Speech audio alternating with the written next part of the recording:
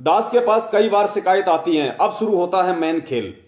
दास के पास कई बार शिकायत आती है, किसके द्वारा? मैनेजमेंट के द्वारा। सुनिए, दास के पास कई बार शिकायत आती है कि कुछ भगतजन व भगतमती कहते हैं, भगतजन और भगतमती कौन? सतसेवक भाई बहन, कि जो संदेश मैनेजमेंट भेजता है, कौन से संदेश? ये पीले पर्चे, ऑडियो, जो संदेश मैनेजमेंट भेजता है यह गुरुदेव का नहीं होता। क्योंकि हम ज्ञान आधार से बताते हैं कि भैया ये वचन हमारे गुरु के नहीं है, ये आदेश हमारे पिताजी के नहीं है, कि यह गुरुदेव का नहीं होता। कमेटी वाले, कौन कमेटी? सतलोक आश्रम मैनेजमेंट, कमेटी वाले अपनी ओर से डालते हैं। जो मैसेज हमें मिलता है वह भक्ति मार्ग में नहीं चलता। यानी जो उल्टी सीधी बातें, ज्ञान विरुद्ध बातें इन पीले पर्चों में हैं, वो नहीं चलता भक्ति मार्ग में। ये कौन कहता है? सतसेवक। कौन बता रहे हैं? गुरुदेव। वह भक्ति मार्ग में नहीं चलता। ये नहीं, वह नहीं, ऐसा क्यों, वैसा क्यों? गुरुदेव की मैनेजमेंट गुमराह कर रही है। हमने ये कभी नहीं कहा कि गुरुदेव की मैनेजमेंट गुमराह कर रही है। हम तो कह रहे हैं कि ये मैनेजमेंट गुरुदेव की है ही नहीं, ये तो काल भगवान की मैनेजमेंट है, इसमें ये गलत लिखा हुआ है।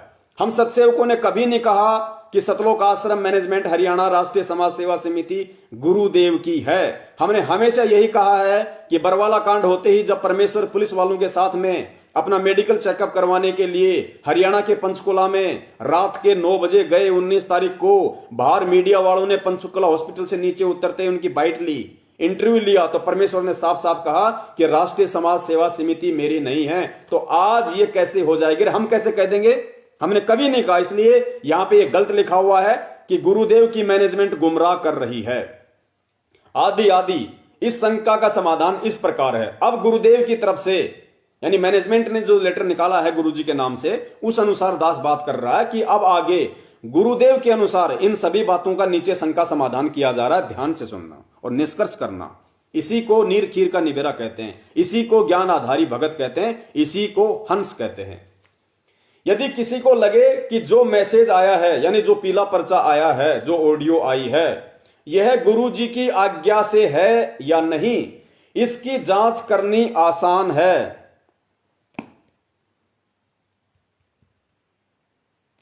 इसकी जांच करनी आसान है। कौन सा तरीका? यदि किसी को लगे कि जो मैसेज आया है यह गुरुजी की आज्ञा से है या नहीं है, इसकी जांच करना बहुत आसान है। क्या बताया गुरुजी ने जांच करने का तरीका? दास, यानी मैं रामपाल दास, दास प्रतिदिन, यानी दास रोजाना पुराने घर पर फोन करता है। पुराना घर कहां? रोहतक। दास प्रतिदिन पुराने घर पर फोन करता है। आप दास के पुराने परिवार से जांच कर लिया करो कि यह मैसेज गुरुदेव की आज्ञा से है या नहीं है। यदि उत्तर हां में है तो उसका पालन करो। यह टोटली ज्ञान विरुद्ध बात यहां पे कही गई है। गुरुजी ने कहा कि जो मैसेज आपको दिए जाते हैं इन पीले पर्चों के माध्यम से, यदि आपको लगता है कि यह गुरुजी के आदेश नहीं है, तो इनको जांचने का केवल एक तरीका है। क्या तरीका? कि मैं रोजाना मेरे पुराने घर पे रोहतक में फोन करता हूं, मेरे बच्चों के पास में, घर वालों के पास में, उनसे जाके आप वहां पे कंफर्म कर सकते हो कि ये आदेश गुरुजी के हैं या नहीं है। यदि मेरे परिवार वाले कह दें, मेरा बेटा बेटी, अनारो माई, यदि कह दें कि हां ये गुरुजी का है, तो उसको फाइनल मान लो। पुण्यात्माओं, भक्ति मार्ग में व्यक्ति विशेष का फाइनलाइजेशन नहीं चलता। यही गुरुदेव ने समझाया कि भक्ति मार्ग में सबसे पहले तो गुरुदेव का आदेश, और गुरुदेव के अनुपस्थिति में यदि आपको सही और गलत का निर्णय करना है तो मेरे ज्ञान को आधार बना के, और जो मैंने इन पुस्तकों में लिख दिया है, जो मैंने सत्संगों में बोल दिया है, उनसे मेल करो, उससे मिलाप करो। वही फाइनलाइजेशन होगा, वही अंतिम निर्णय होगा कि क्या सही है और क्या गलत है। इसलिए यह बात बिल्कुल ज्ञान विरुद्ध है। अब इस बात की पुष्टि के लिए कि यह बात बिल्कुल सरासर गलत है, यह भक्ति मार्ग में नहीं चलती है, जो समाधान यहां पे गुरुदेव का नाम लेके मैनेजमेंट ने बताया है कि भक्ति मार्ग में गुरुजी का बेटा जो बोल देगा वो सही, गुरुजी की बेटी जो बोल देगी वो हमने मान लेनी है, यह भक्ति मार्ग में नहीं चलता, जो यहां लिखा हुआ बताया है।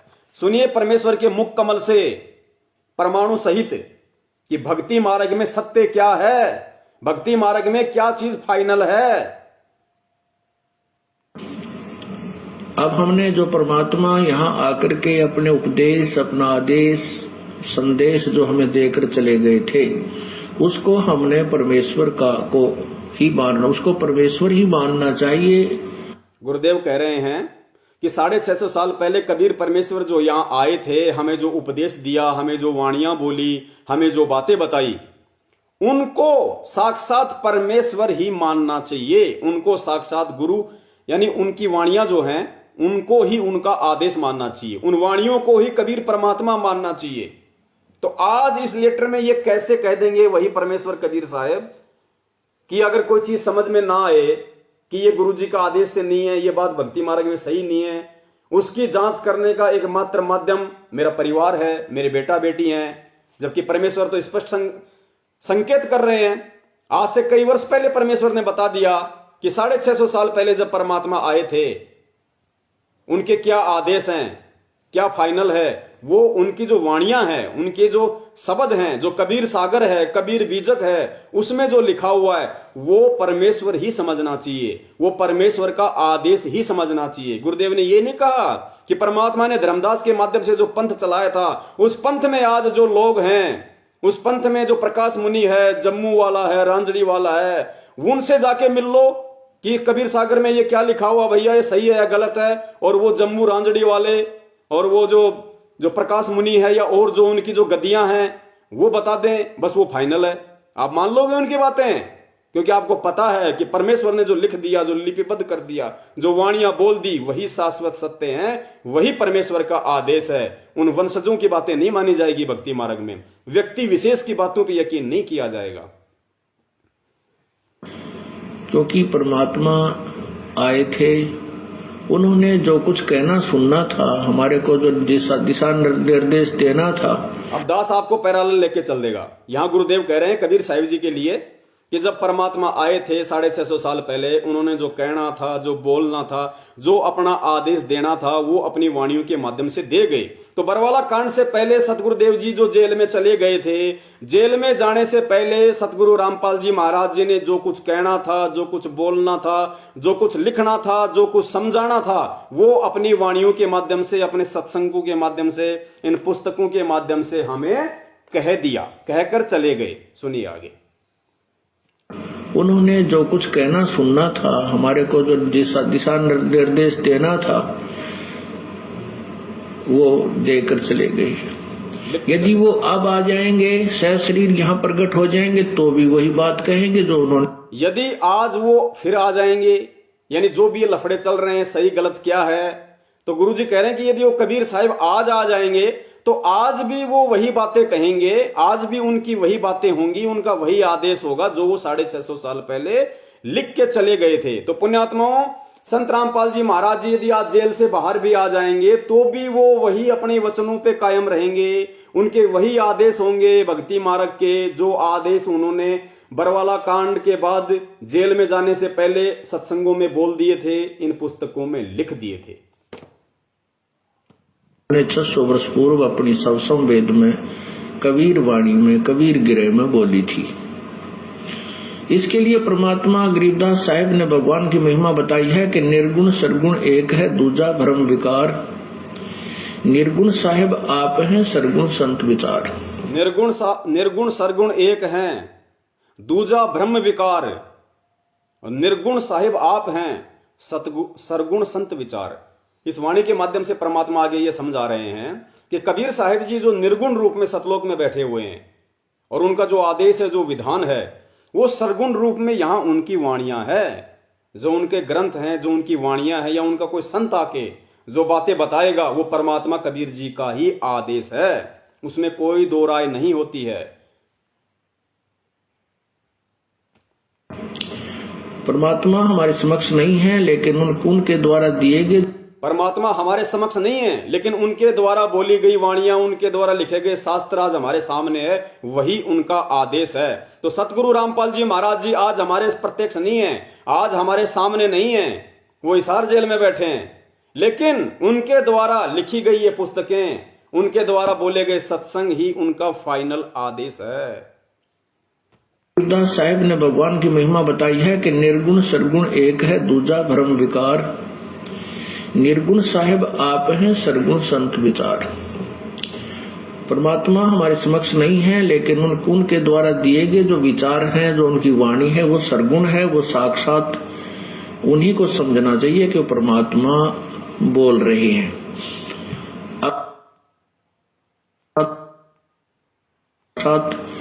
यानी आज गुरुदेव की अनुपस्थिति में उनके द्वारा लिखी गई पुस्तकें और सत्संग ही फाइनल हैं, सरगुण हैं। और हमें यह समझना चाहिए कि ये पुस्तक में जो लिखा है या इन सत्संगों में जो बोला जा रहा है, समझो गुरुदेव ही बोल रहे हैं, परमात्मा ही बोल रहा है। उसी को हमने फाइनल समझना चाहिए। गुरुदेव की बेटी क्या बोल रही है, गुरुदेव का बेटा क्या बोल रहा है, भाई जवाई दामाद रिश्तेदार कोऑर्डिनेटर क्या बोल रहे हैं, वो फाइनल नहीं होना चाहिए। ये सत्संग परमेश्वर ने इसी दिन के लिए किए थे।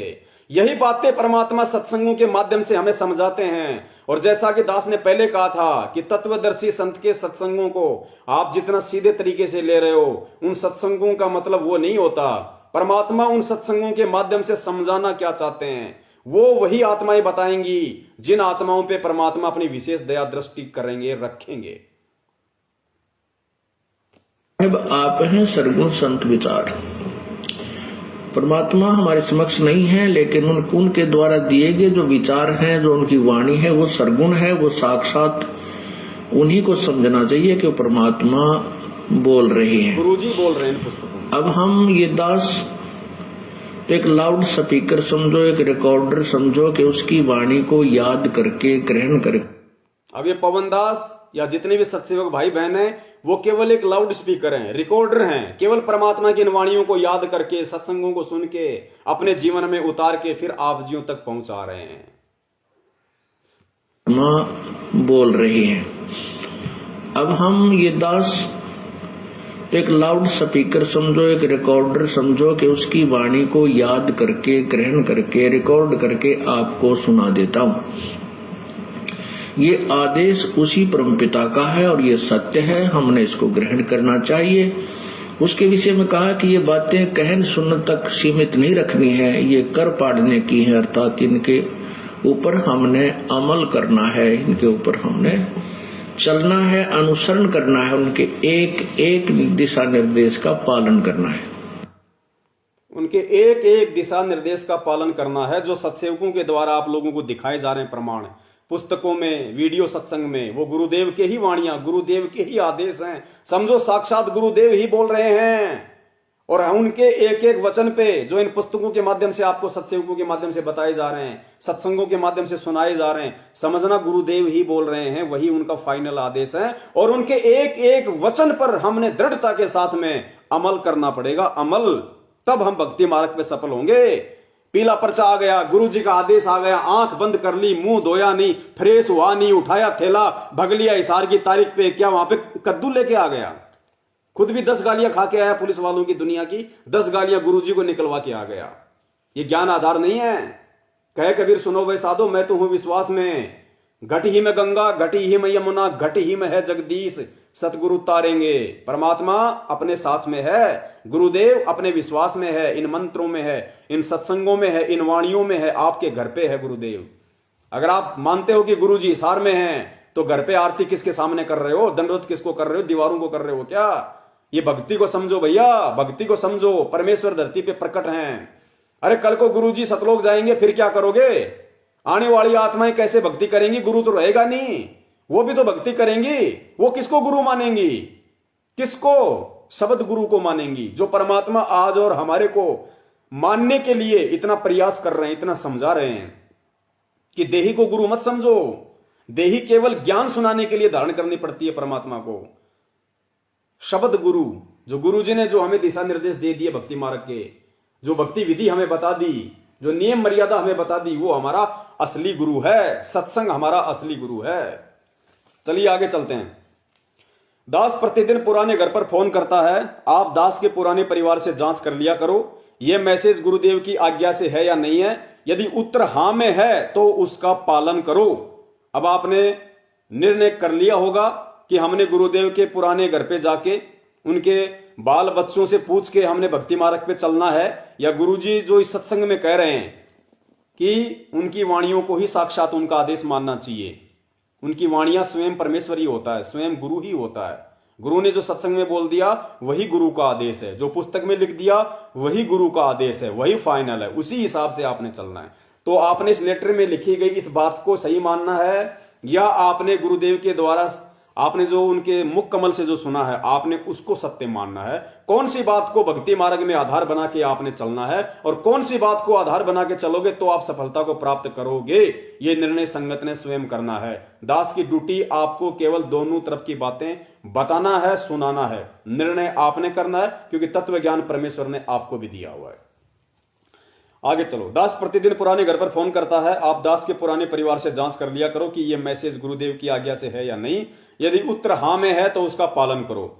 रही बात यह कैसे वह कैसे, कभी वोट डालने का मैसेज, कभी किसी आरक्षण में समर्थन का मैसेज आदि आदि, ये भक्ति मार्ग में नहीं चलता। यानी सत्सेवक कहते हैं कि कभी वोट डालने का आदेश, कभी आरक्षण में जाने का आदेश, ये भक्ति मार्ग में नहीं चलता। यह उसकी जो ऐसा मानता है अज्ञानता है। यानी इस लेटर में जो मैनेजमेंट कहता है कि गुरुजी का है, तो गुरुजी के द्वारा इसमें कहा गया है कि मैनेजमेंट तुम्हें जो आदेश देता है कि भाई वोट डालना है उस पार्टी को, इस पार्टी को, आरक्षण में जाना है, यदि कोई इस बात को नहीं मानता है तो उस व्यक्ति को बिल्कुल भी ज्ञान नहीं है। ये संत रामपाल जी महाराज जी कह रहे हैं इस लेटर के अनुसार। रही बात ये कैसे वह कैसे, कभी वोट डालने का मैसेज, कभी किसी आरक्षण में समर्थन का मैसेज आदि आदि, यह भक्ति मार्ग में नहीं चलता। यह उसकी जो ऐसा मानता है, जो भगत ऐसा मानता है, उसकी अज्ञानता है। वह तत्व ज्ञान से पूर्ण परिचित नहीं है। यानी वो भगत तो तत्व ज्ञान से परिचित है ही नहीं। जो ये कहता है कि गुरुजी वोट डालने का आदेश नहीं देंगे, गुरुजी आरक्षण में जाने का आदेश नहीं देंगे, उस भगत को तो बिल्कुल भी ज्ञान नहीं है। उसे ज्ञान अच्छी तरह समझना चाहिए या पुराने भक्तों की नकल कर लेनी चाहिए। अब बताओ पुण्यात्माओं, भक्ति मार्ग में उन पुराने भक्तों की हम नकल करेंगे या परमेश्वर के ज्ञान को आधार बनाएंगे, तो यहां पे कौन लिख रहा है ये बातें, किसके द्वारा लिखी जा रही है? ये बातें हमारे परमेश्वर की नहीं है। सतगुरु रामपाल जी महाराज जी के ये वचन नहीं है कि भक्ति मार्ग में अगर कुछ समझ में ना आए तो पुराने भक्तों की नकल कर लो। ये नकल का मार्ग है, ये तत्व ज्ञान का मार्ग है। पर अगर नकल करनी होती हमने पुण्यात्माओं, तो नकल तो हमने 650 साल पहले की थी। कबीर परमेश्वर को बढ़वा कह के कि देखो इतना अच्छा ज्ञान दिया करता था, और आज अपनी ही शिष्या को रखेल बना के, वैश्या बना के, खुद हाथी पे बैठ के और शराब पी रहा है, ढोंगबाजी कर रहा है, भड़वा है, पता नहीं क्या क्या कहा हमने। वो हमने उन बड़े बड़े भक्तों की नकल करके किया था। उस नकल का क्या परिणाम? आज हम गधे कुत्ते सुअर बनते बनते यहां तक आ रहे हैं। उस नकल का परिणाम है ये। तो क्या वो परमात्मा वही गलती वापस करने के लिए कहेगा कि भक्ति मार्ग में अगर किसी को लगता है कि राजनीति नहीं चलती, आरक्षणबाजी नहीं चलती, तो उसकी अज्ञानता है। और जो ऐसा मानता है उसको पुराने भक्तों की नकल कर लेनी चाहिए। तो यह आदेश कौन दे रहा है यहां पे? आप स्वयं निर्णय कर लेना। जिस लेटर के विषय में यह कहा गया है कि अगर भक्ति से कभी मन विचलित हो जाए तो इसको एक बार पढ़ लिया करो, मन शांत हो जाएगा, भक्ति में मन लगेगा। आप स्वयं निर्णय करना एंड में कि आपका कितना भक्ति में इस लेटर को पढ़ के मन लगेगा।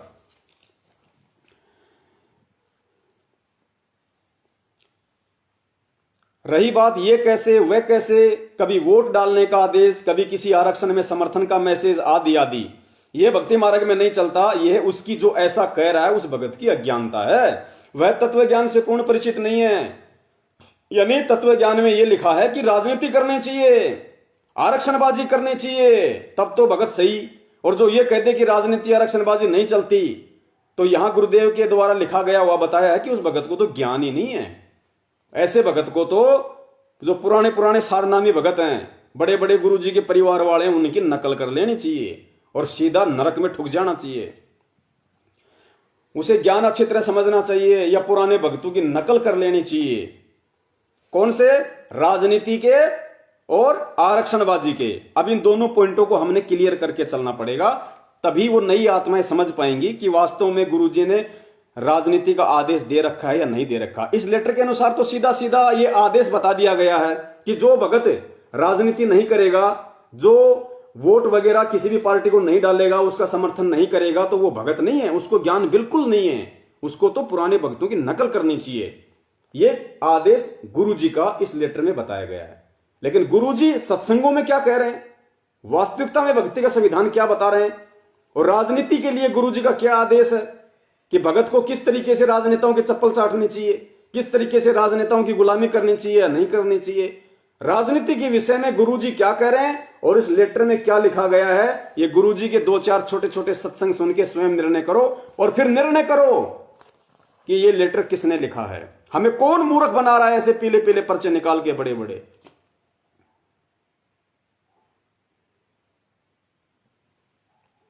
तो ये कच्चा काम नहीं करते बंदी छोड़, तो इन्होंने 250 वर्ष इंतजार करनी पड़ी कि कोई इस बात को समझ कर और नीयत से, इसमें छल कपट नहीं चलता, इसमें पॉलिटिक्स राजनीति को बंदी छोड़ पसंद कतई नहीं करता। ये हमने आजमा कर देख रखी।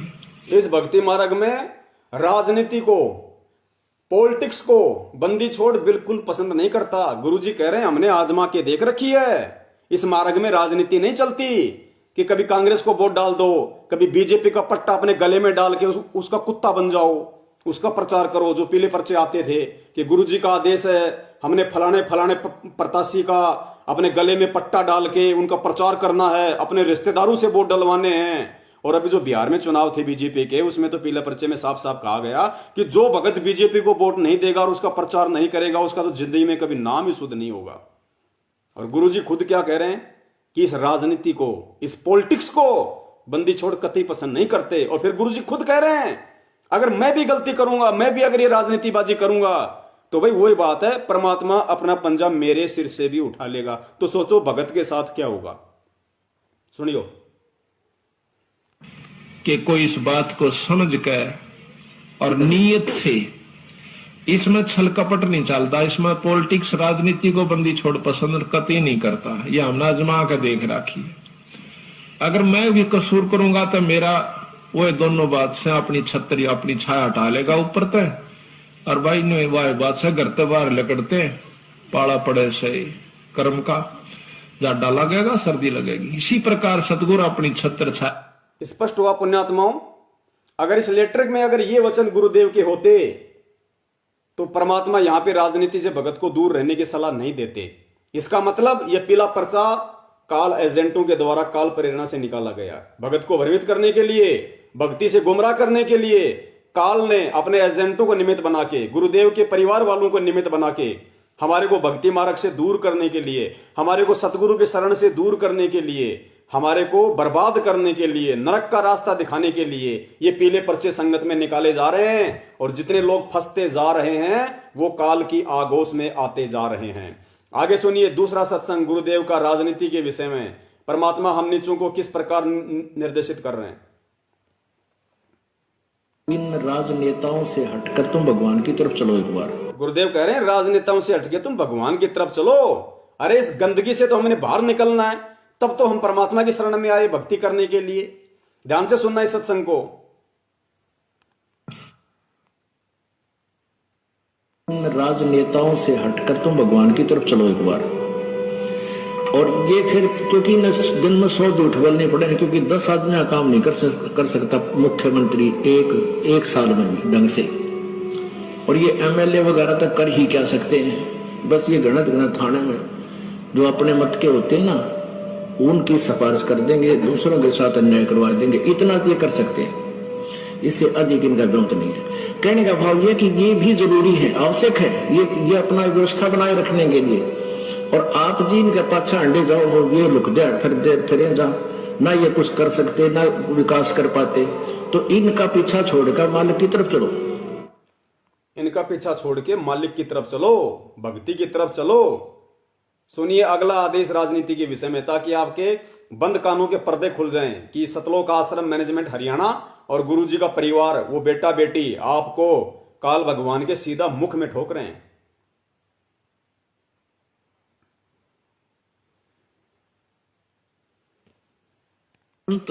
ओके, अरे परमात्मा कहते हैं संत ओके, ओके। अरे राजाओं के पीछे या मंत्रियों के पीछे या इन अधिकारियों के पीछे फिरता है, वो संत नहीं है।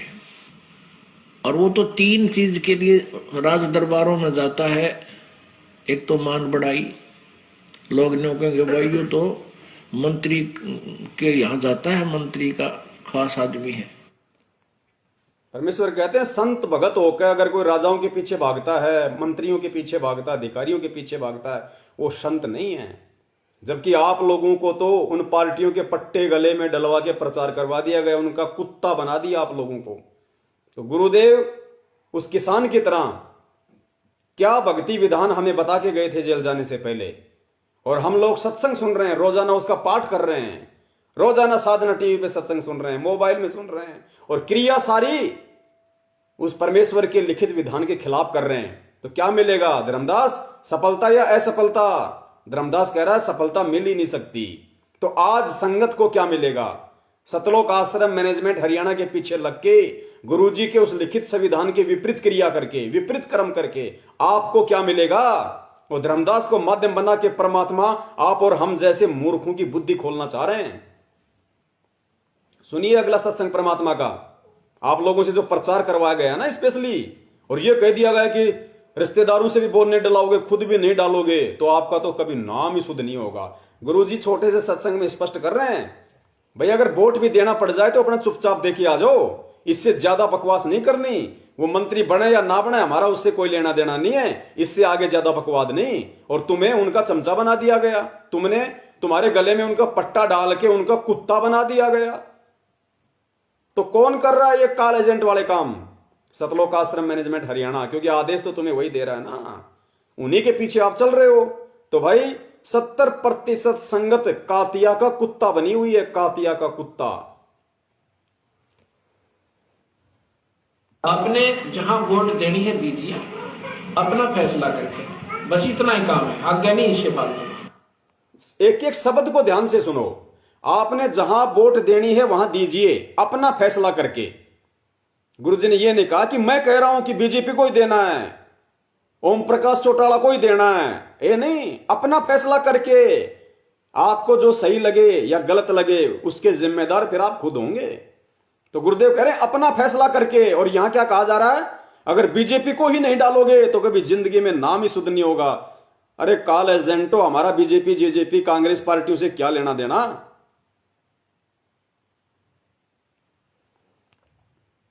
आपने जहां वोट देनी है दीजिए, अपना फैसला करके, बस इतना ही काम है, आज्ञा नहीं इससे फालतू। बाकी अपना परमात्मा के नाम तो लगे रहिए। ठीक है, राजा तो आपने चुनना ही पड़ेगा, आपने जो ठीक लगा विधिवत तो अपनी वोट दीजिए, और बाकी अपना भजन करे। बनेगा वो ठीक से, ना बने तुमने के ठेका ले रखा है बता। बनेगा वो ठीक, ना बनेगा वो ठीक, हमने के ठेका ले रखा है बता। गुरुजी स्पष्ट कह रहे हैं। और हमारे को बना दिया उनका ठेकेदार, गले में उनका पट्टा डाल के उनका प्रचार करो। आगे सत्संग सुनो परमेश्वर का राजनीति के विषय में। परमात्मा कहते हैं ये जो राजनीति वाले जो घटिया कर्म है ना, इस तरह की बकवाद कौन भगत करता है? जिसको परमात्मा ज्यादा सुख दे देता है। जो कई साल से परमात्मा की भक्ति कर रहा है, परमात्मा उसको सुख दे देता है ना, फिर वो भगवान भूलने लग जाता है, फिर वो बकवादों में पैर ज्यादा डाल देता है। और फिर गुरुजी ने आगे बताया सत्संग में कि ऐसे ही एक मेरे पास आया, बोले गुरुजी, बोले हाँ, बोले गुरुजी गांव वाले मेरे को सरपंच बनाना चाह रहे हैं, सरपंच के चुनाव में खड़ा कर रहे हैं। तो गुरुजी ने कहा कि नालायक, इससे अच्छा तो तू कुएं में डूब के मर जा, इससे अच्छा तो कुएं में डूब के मर जा। बोला बोलो गुरुजी मैं तो आपकी आज्ञा लेने आ गया। बोले तूने मेरे से पूछ भी कैसे लिया? गुरुजी कह रहे हैं तूने मेरे से पूछ भी कैसे लिया? पुण्यात्मा, ये राजनीति तो इतनी घटिया चीज है, और गुरुजी तो इसके आसपास भी नहीं है। ये सत्संग सुन के खुद निर्णय करना।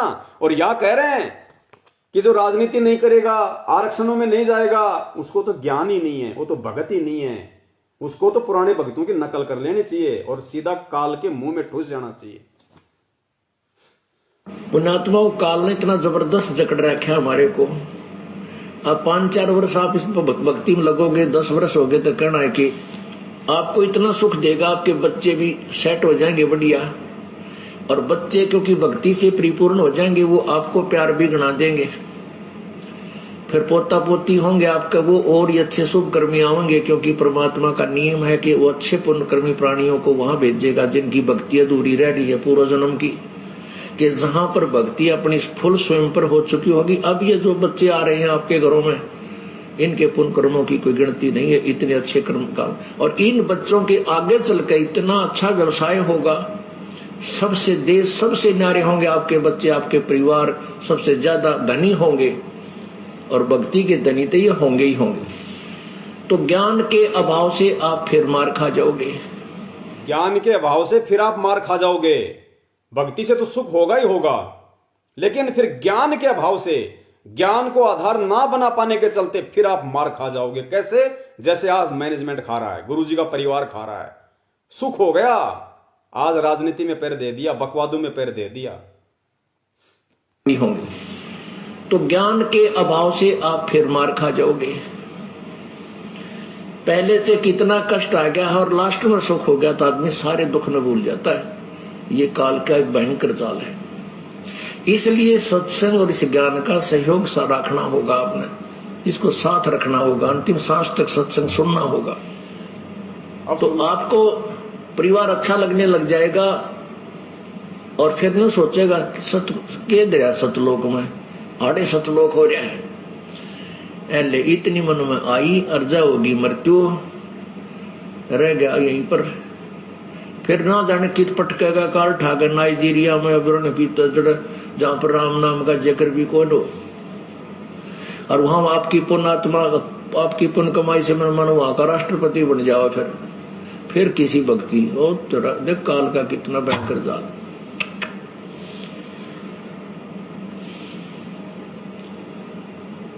पुण्यात्माओं, परमात्मा कहते हैं इंद्र दा राज कागदा बिष्टा ना भोगा इंद्राणी नु। जिसको परमात्मा की सतलोक जाने की जो चाह, उसके सुख से परिचित हो गया, तो वो कहते हैं इंद्र स्वर्ग का राज भी काग की बीट के तुल्य है हमारे लिए। हमने जिसको ज्ञान हो गया और जिसको सतलोक जाने की तड़प हो गई, परमात्मा कहते हैं यहां की ये घटिया राजनीति तो छोड़ो, उसको अगर इंद्र का राज भी दे दिया जाए तो भी वो ठोकर मार देगा। और यह कह रहे हैं कि जो राजनीति नहीं करेगा, जो आरक्षणों में नहीं जाएगा, उसको ज्ञान नहीं है। किसका आदेश है ये? किसका पीला पर्चा? पुण्यात्माओं, यही परख करनी है हमें। परमात्मा ने हंस बनाया तो हंस बनो, वरना सतलोक नहीं जा पाओगे। ठोकर खाते रहो, 84 लाख योनियां तैयार है। स्वर्ग का राज भी काग की बीट के तुल्य है हमारे लिए। हमने नीचे ये आग लगे इस राज को। जिसने सतलोक जाना है, ये धारणा बनानी पड़ेगी। आराम में कोई एक भगत आया ना, बोले जी गांव, अब सुनना, एक भगत आया, बोले जी गांव में मैंने सरपंच बनावा है। तो गुरुजी ने क्या जवाब दिया, और फिर विचार करना कि क्या गुरुजी आज वही परमात्मा क्या आज इस पर्चे में ऐसी बात लिखेंगे? सुनियो ध्यान से। ये धारणा बनानी पड़ेगी। आराम में कोई एक भगत आया ना, बोले जी गांव में सरपंच बनावा है मैंने, मैं कुआं में पड़ जा किता है सरपंच बने रहे तेरा गजब, रोज ज्ञान सुनावा था रहते हैं, फूट के बाद और 10 साल नाम लिए नो लिए। क्यों? घर में सुख हो गया, अच्छे ट्रक चाले, गांव वाले तेने सोचा कर 2 पैसे फालतू लाओगा, अच्छी दारू पे आओगा।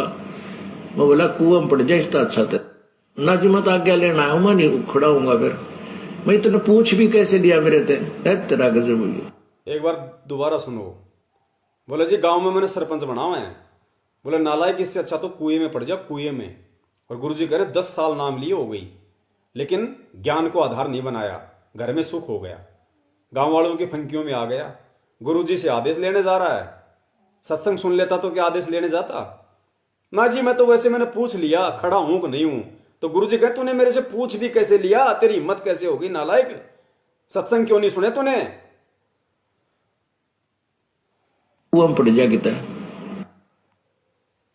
धारणा बनानी पड़ेगी। आराम में कोई एक भगत आया ना, बोले जी गांव में सरपंच बनावा है मैंने, मैं कुआं में पड़ जा किता है सरपंच बने रहे तेरा गजब, रोज ज्ञान सुनावा था रहते हैं, फूट के बाद और 10 साल नाम लिए नो लिए। क्यों? घर में सुख हो गया, अच्छे ट्रक चाले, गांव वाले तेने सोचा कर 2 पैसे फालतू लाओगा, अच्छी दारू पे आओगा। मैं बोला कुआं में पड़ जाए इसका अच्छा था ना जी, मत आज्ञा लेना आया, मैं नहीं खड़ा हूंगा। फिर मैं तेने पूछ भी कैसे लिया मेरे तेरा गजब हुई। तो पुण्यात्माओं, इस काल का भयंकर जाल है, इससे बचना पड़ेगा। आपने इस ज्ञान को आधार बनाना पड़ेगा। इस काल का भयंकर जाल है पुण्यात्मा, आपने इससे बचना पड़ेगा। और फिर तरीका क्या बताया गुरुदेव ने? इस ज्ञान को आधार बनाना पड़ेगा। दोबारा सुन लो। तो पुण्यात्माओं, इस काल का भयंकर जाल है, इससे बचना पड़ेगा। आपने इस ज्ञान को आधार बनाना पड़ेगा, ज्ञान को आधार बनाना पड़ेगा। आगे इस लेटर में राजनीति के बाद दूसरा शब्द था आरक्षण का। रही बात ये कैसे वे कैसे, कभी वोट डालने का मैसेज, तो वोट का तो आपको दिखा दिया। दूसरा है कभी किसी आरक्षण में समर्थन का मैसेज, आदि आदि। तो आरक्षण के विषय में भी सुन लो।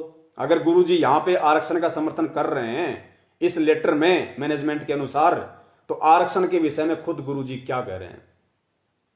आरक्षण का मतलब जगत वालों के बीच में बैठना, उनकी उल्टी सीधी बातें सुनना, वो हुक्का पाड़ों के बीच में बैठना, मां बहन की गालियां निकालने वालों के बीच में बैठना, और हमारी माता बहनों को वहां जाके बैठवाना, उसको कहते हैं जगत वाले, सांसारिक लोग, दुनियादारी। हरियाणा में जाट आंदोलन हुआ आरक्षण के लिए, उसमें साधु संत बैठे थे क्या? कौन बैठेंगे? वही बैठेंगे जो बिल्कुल आवारा, फ्री, मरना मारना, आरक्षण लेना बिना ज्ञान के, खाना पीना, बियर पी रहे हैं, दारू पी रहे हैं, गाड़ियों पे बैठ के हुक्का गुड़गुड़ा रहे हैं, उल्टी सीधी बातें। जगत क्या करेगा? रामायण थोड़ी बातेगा आरक्षण में जाके। तो ऐसे लोगों के साथ तो गुरुदेव ने बैठने के लिए भी मना किया है। ऐसे लोगों के तो साथ बैठने से भी पाप लगता है। और ये इस लेटर में लिखा जा रहा है कि आरक्षण वगैरह में जाना कोई बुरी बात नहीं है, जाना चाहिए। और सुनिए गुरुदेव क्या कह रहे हैं यहां पे। कबीरा दुनिया से ती दोस्ती, ओए भजन में भंगे, एका एकी राम से है कै साधु के संगे। बिना सत्संगी के पास बैठने में भी आपको पाप लगेगा। बिना सत्संगी के पास में बैठने से भी पाप लगेगा। और हमें बैठा दिया गुरुजी का नाम लेके हरियाणा के जाट आंदोलन में, आरक्षण में, हजारों नशेड़ियों के बीच में, हजारों दुनिया वालों के बीच में। कि राम से है कै साधु के संगे, बिना सत्संगी के पास बैठने में भी आपको पाप लगेगा, आपका भजन भंग हो सकता है। तो इसलिए बताया, या तो अपने सत्संगी द्वारा जा बैठे या फिर अपना नाम पर ला गया रहे। अगर आप किसी दूसरे के पास बैठोगे हुक्का पाड़ पे, तो जान देने का लो पी लो न मेरे यार, तो कहेगा ना मन तो छोड़ दिया। क्यों क्या हो गया भाई? नाम ले लिया, ओ तुरे सोचू खा कर बिल्ली नो गया आज करण चाली, यानी 36 ताने मारेगा। और फिर नो कहेगा भाई काल तो रोटी भी छुटवाओगे तेरी, यू नाराय सत्संग देखा। तो आपके मन में विक्षेप हो सकता है, 1 दिन में, 2 दिन में, 3 दिन में, तो जरूर अपना रंग वो चढ़ा के मानेगा। तो इस करके उड़ा बैठे नहीं उस दौरान, अपना सत्साहिब कर उठ कर चलता बना। कोई प्रेमी दौरा बैठे, प्रेमी नहीं है तो अपनी कैसेट ला ले, कैसेट भी नहीं है तो अपना नाम सुमन लाग जा, खेत में चला जा, घूमे जा, भजन करे जा, अपना डोला पा हंडे जा, वैसे बैठ कर कर ले जा, डेके में धूप में कोठड़े का गए अपनी चारपाई ना कर। तो कहते हैं कबीरा रसरी पाव में, के सोवे सुख चैन, यो श्वास नंगारा कूच का, तेरा बाज रहा दिन रहने। ठीक है पुण्यात्माओं, समझ में आ गया होगा। इस लेटर में राजनीति और आरक्षणबाजी में ना जाने वाले और उनका समर्थन ना करने वालों को गुरुजी की तरफ से अज्ञानी कह के संबोधित किया गया है मैनेजमेंट के अनुसार।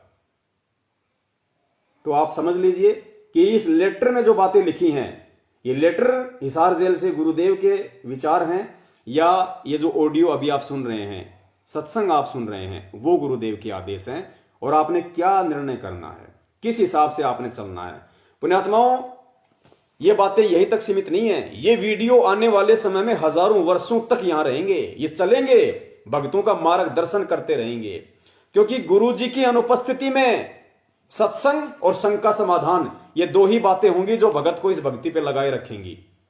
क्योंकि काल अंत तक अपनी चाल चलता रहेगा और अंत तक ये सत्सेवकों के वीडियो इस सोशल मीडिया पे घूमते रहेंगे, परमात्मा की आत्माओं को जगाते रहेंगे, जागृत करते रहेंगे। तो सोचो पुण्यात्माओं, परमेश्वर ने कितनी बड़ी सेवा हमें दी है। और ये गुरुदेव का ये परिवार, ये कलयुगी परिवार, गुरुदेव के भाई बंधु, बेटा बेटी, पुण्यात्माओं, आने वाले समय में जो आत्माएं होंगी इन पे थूका करेंगी, जब भी भक्ति की चर्चा होगी ना, पुण्यात्माओं इनके ऊपर थूका करेंगी। जैसे आज कंस और रावण का नाम लेने से लोग अच्छा नहीं मानते।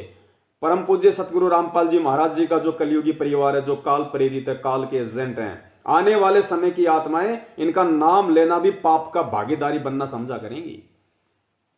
और अंत तक ये वीडियो चलेंगे सत्सेवकों के इस भक्ति मार्ग पे, क्योंकि गुरुदेव की अनुपस्थिति में, जैसे आज गुरुदेव की अनुपस्थिति में उनकी आत्माओं को ये वीडियो इन काल एजेंटों से बाहर निकाल रहे हैं, भगत को ज्ञान आधारी बना रहे हैं, उनकी भक्ति का बचाव कर रहे हैं। ठीक इसी प्रकार आने वाले समय में गुरुदेव की अनुपस्थिति में ये वीडियो चलते रहेंगे।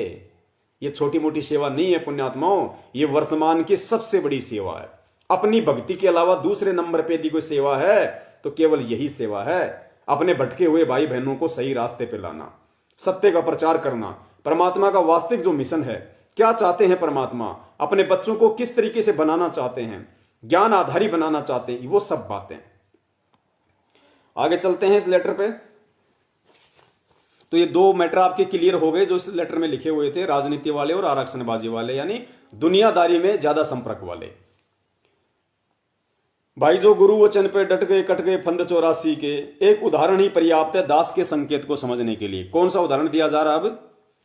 गोपीचंद तथा भर्तरी दोनों मामा भांजे थे। भर्तरी जी गोपी जी के मामा थे, दोनों राजा थे। प्रेरणा पाकर दोनों ने परमात्मा प्राप्ति के लिए राज त्याग दिया। परिवार में हाहाकार मच गई। पुण्यात्माओं, इस गोपीचंद और भर्तरी की कहानी को माध्यम बना के यहां पे जो गुरु जी का जो कलयुगी परिवार है उसके प्रति संगत में सहानुभूति पैदा की जाने की कोशिश की जा रही है, ताकि संगत ज्यादा से ज्यादा इनको महत्व दे, संगत ज्यादा से ज्यादा इनके संपर्क में रहे। काल यही चाहता है कि मेरे एजेंटों के संपर्क में संगत रहे और ये भ्रमित करते रहें, ये भ्रमित होते रहें और मैं इनको अपने जाल में फांसता रहूं। पुण्यात्माओं, इन्हीं पीले पर्चों के कारण, इन्हीं भक्ति विरुद्ध उल्टे आदेशों के चलते आज हमारे कम से कम 200-250 भगत भाई बहन मर चुके हैं, जो इशार तारीखों पे जाया करते थे। कोई फांसी खा के, कोई एक्सीडेंट में, कोई टैंक में डूब के, कोई फांसी लगा के। 200 से ऊपर भगत भाई बहन हमारे मर चुके हैं तारीखों पे जाने वाले। क्यों मरे? क्या परमात्मा रक्षा नहीं कर सकता था? कर सकता था, लेकिन वो परमेश्वर के विधान से खिलाफ चल रहे थे। इन काल प्रेरित लोगों के आदेशों को गुरु जी का आदेश मान के इशार तारीखों पे जा रहे थे, इन राजनेताओं के धरनों में जा रहे थे, इन रैलियों में जा रहे थे, आरक्षणों में जा रहे थे। तो पुण्यात्माओं, इस तरीके से काल ठग रहा है। महाराष्ट्र से 2 बस भर के आज से 1 साल पहले, आप सबको पता है, इशार तारीख पे जा रहे थे।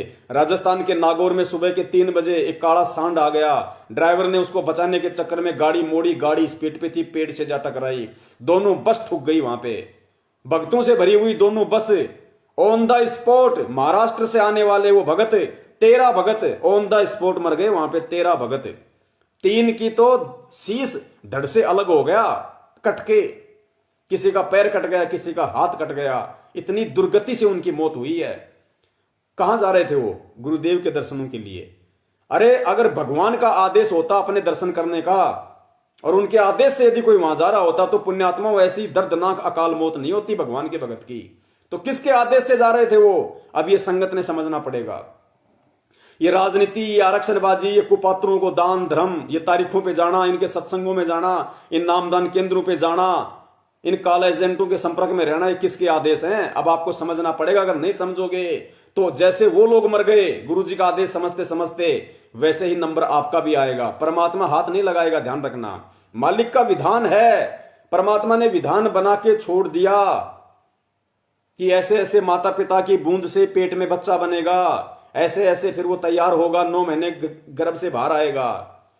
अब अगर आप 4 महीने होते ही पेट में मुक्के मारने लग जाओगे तो परमात्मा उसमें कुछ नहीं करेगा, वो मरेगा फिर। तो आप लोगों को गुरु जी के आदेशों की आड़ में जबरन काल प्रेरणा से गुरु जी के परिवार वालों के द्वारा, आपके कोऑर्डिनेटर, आपके नामदान संचालक, आपके स्टेट कोऑर्डिनेटर के द्वारा ये जबरदस्ती मुक्के मारे जा रहे हैं। आप लोगों का जीवन बर्बाद किया जा रहा है। अरे परमात्मा स्पष्ट कह रहे हैं कि ज्ञान को आधार बनाओ भैया। जो मैंने भक्ति विधान बता दिया उसके अनुसार चलोगे तो उस किसान के बेटे की तरह है। और किसान का बेटा अपने बाप के लिखे गए कृषि अनुभव को एक बार दिन में पाठ कर लेता है, लेकिन जब फसल बीजने का समय आता है तो गेहूं की जगह बाजरा और बाजरे की जगह मक्का, तो क्या फसल बनेगी? नहीं बनेगी। तो भाई गुरुजी जेल में जाने से पहले सत्संग कर गए, इतने लाखों अपना भक्ति विधान हमें बता गए।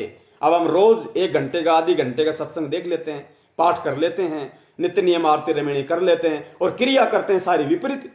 गुरुजी कहते हैं राजनीति नहीं करनी, हमें उनसे कोई मतलब ही नहीं है, ना उनका कोई संपर्क हमारा, हमें ना किसी जगत वालों के संपर्क में रहना फालतू में, ना उनके धरने रैलियों में जाना, और हमको वही बैठाया जा रहा है, हमसे वही उनका प्रचार करवाया जा रहा है। तो क्या बनेगी आप लोगों के साथ में? कुत्ते वाली दुर्गति जो हुई है उन भक्तों की, कुत्ते से भी बदतर मौत संत रामपाल जी महाराज जी के भक्तों की हुई है। ऐसे काल प्रेरणा से दुनिया वाले परमात्मा से नफरत करते हैं कि तुम तो अपने गुरुजी को भगवान कहते हो ना। अरे भगवान के भक्तों की ऐसी दुर्गति से मौत होती है कि ऐसी तो नकली संतों की भी नहीं होती। लेकिन गुरुजी कहते हैं, मालिक की वाणी है, गुरुजी ने बताई कि अनंत कोटि बाजी जहां मैं रचे सकल ब्रह्मंड, और गरीबदास में क्या करूं यो काल करे जीव खंड। गरीबदास जी महाराज जी बता रहे हैं कबीर परमात्मा के बारे में कि मुझे कबीर परमात्मा ने बताया कि गरीबदास मैंने सारे ब्रह्मांड रचे, मैं इतना समर्थ हूं कि अनंत कोटि बाजी जहां मैंने रचे सकल ब्रह्मांड, लेकिन गरीबदास मैं क्या करूं यो काल करे जीव खंड। यो काल प्रेरणा से ये जीव मर्यादा तोड़ देते हैं, भक्ति विरुद्ध कर्म करने लग जाते हैं, जिस कारण से ये मेरी मर्यादाओं से दूर हो जाते हैं। उसके बाद मैं इनकी रक्षा नहीं कर पाता, मैं कितना ही समर्थ हूं, चाहे क्योंकि मेरा वचन है काल को दिया हुआ, मैं अपना वचन नहीं तोड़ सकता कि जब तक हंसा मेरी आना काल लगे ना तेरा बाणा। हे काल, जब तक मेरा भगत मेरी मर्यादा में रहेगा, मेरे आदेशों पे चलेगा, मेरे भक्ति रूपी आदेशों पे चलेगा, तब तक तेरा दाव नहीं लगेगा। तो पुण्यात्माओं, परमात्मा काल के साथ वचनबद्ध है, हमने इस चीज को समझना चाहिए। इसलिए परमात्मा ने सत्संग को माध्यम चुना अपनी बात बताने के लिए, अपने अंदर की बातें समझाने के लिए कि बच्चों इस भक्ति मार्ग पे किस तरीके से चलोगे तब तुम सफल होगे, वरना तुम्हारे पैर में, तुम्हारे सिर पे काल की तलवार लटक रही है, तलवार। और खुद वो परमात्मा अपने बच्चों को अपनी आंखों के आगे अकाल मौत मरते हुए देख रहा है, लेकिन क्या करे, विवशता है, विवशता समर्थ होते हुए, क्योंकि हम नहीं समझ रहे, हम ज्ञान को आधार नहीं बना पा रहे। हमने उनके ज्ञान को छोड़ के बेटा बेटी भाई बंधु रिश्तेदार कोऑर्डिनेटरों को अपना भगवान बना लिया। पुण्यात्मा, अकाल मृत्यु हो रही है, परमात्मा कितना दुखी होगा, आप जी विचार कर लेना। गोपीचंद तथा भर्तरी दोनों मामा भांजे थे। भर्तरी जी गोपी जी के मामा थे, दोनों राजा थे। प्रेरणा पाकर दोनों ने परमात्मा प्राप्ति के लिए राज त्याग दिया। परिवार में हाहाकार मच गई, परंतु पीछे मुड़कर नहीं देखा। दोनों ने श्री गोरखनाथ जी को गुरु बनाया। गुरु जी से निवेदन किया, गुरु कल्याण करो, मुक्ति का मार्ग बताओ। गोरखनाथ जी ने उनको दीक्षा दी, नाम जाप करने के लिए कहा और कहा कि राजस्थान प्रांत के अलवर शहर में राजा का किला निर्माणाधीन है, यदि तुम मुक्ति चाहते हो तो जाओ, उस किले के निर्माण में निःशुल्क मजदूरी करो। पुण्यात्माओं, दैट्स पॉइंट, इस चीज को पकड़ के चलना पड़ेगा हमें इस लेटर में लिखी गई एक एक बात को परमेश्वर के ज्ञान आधार से कैच करना पड़ेगा। कितना बड़ा संदेश है ये, अगर कोई समझे तो इस बात को देखिए। इसमें यह कहा गया है कि गोपीचंद और भर्तरी ने दोनों ने श्री गोरखनाथ जी को अपना गुरु बनाया और कहा कि हमारी मुक्ति करो, मुक्ति का मार्ग बताओ। तो गोरखदास जी ने क्या कहा? गोरखनाथ जी ने कहा कि मेरा आदेश है, दोनों राज को त्याग दो और राजस्थान के अलवर शहर में एक राजा का महल बन रहा है, वहां जाओ, वहां निःशुल्क नौकरी करो, मजदूरी करो, 12 साल तक वहां पे मजदूरी का काम करो, उस महल को बनवाओ, कोई मजदूरी नहीं लोगे और अपने खाने के लिए तुम्हें अलग से अपनी व्यवस्था करनी पड़ेगी, उस राजा के वहां पे नहीं खा सकते तुम।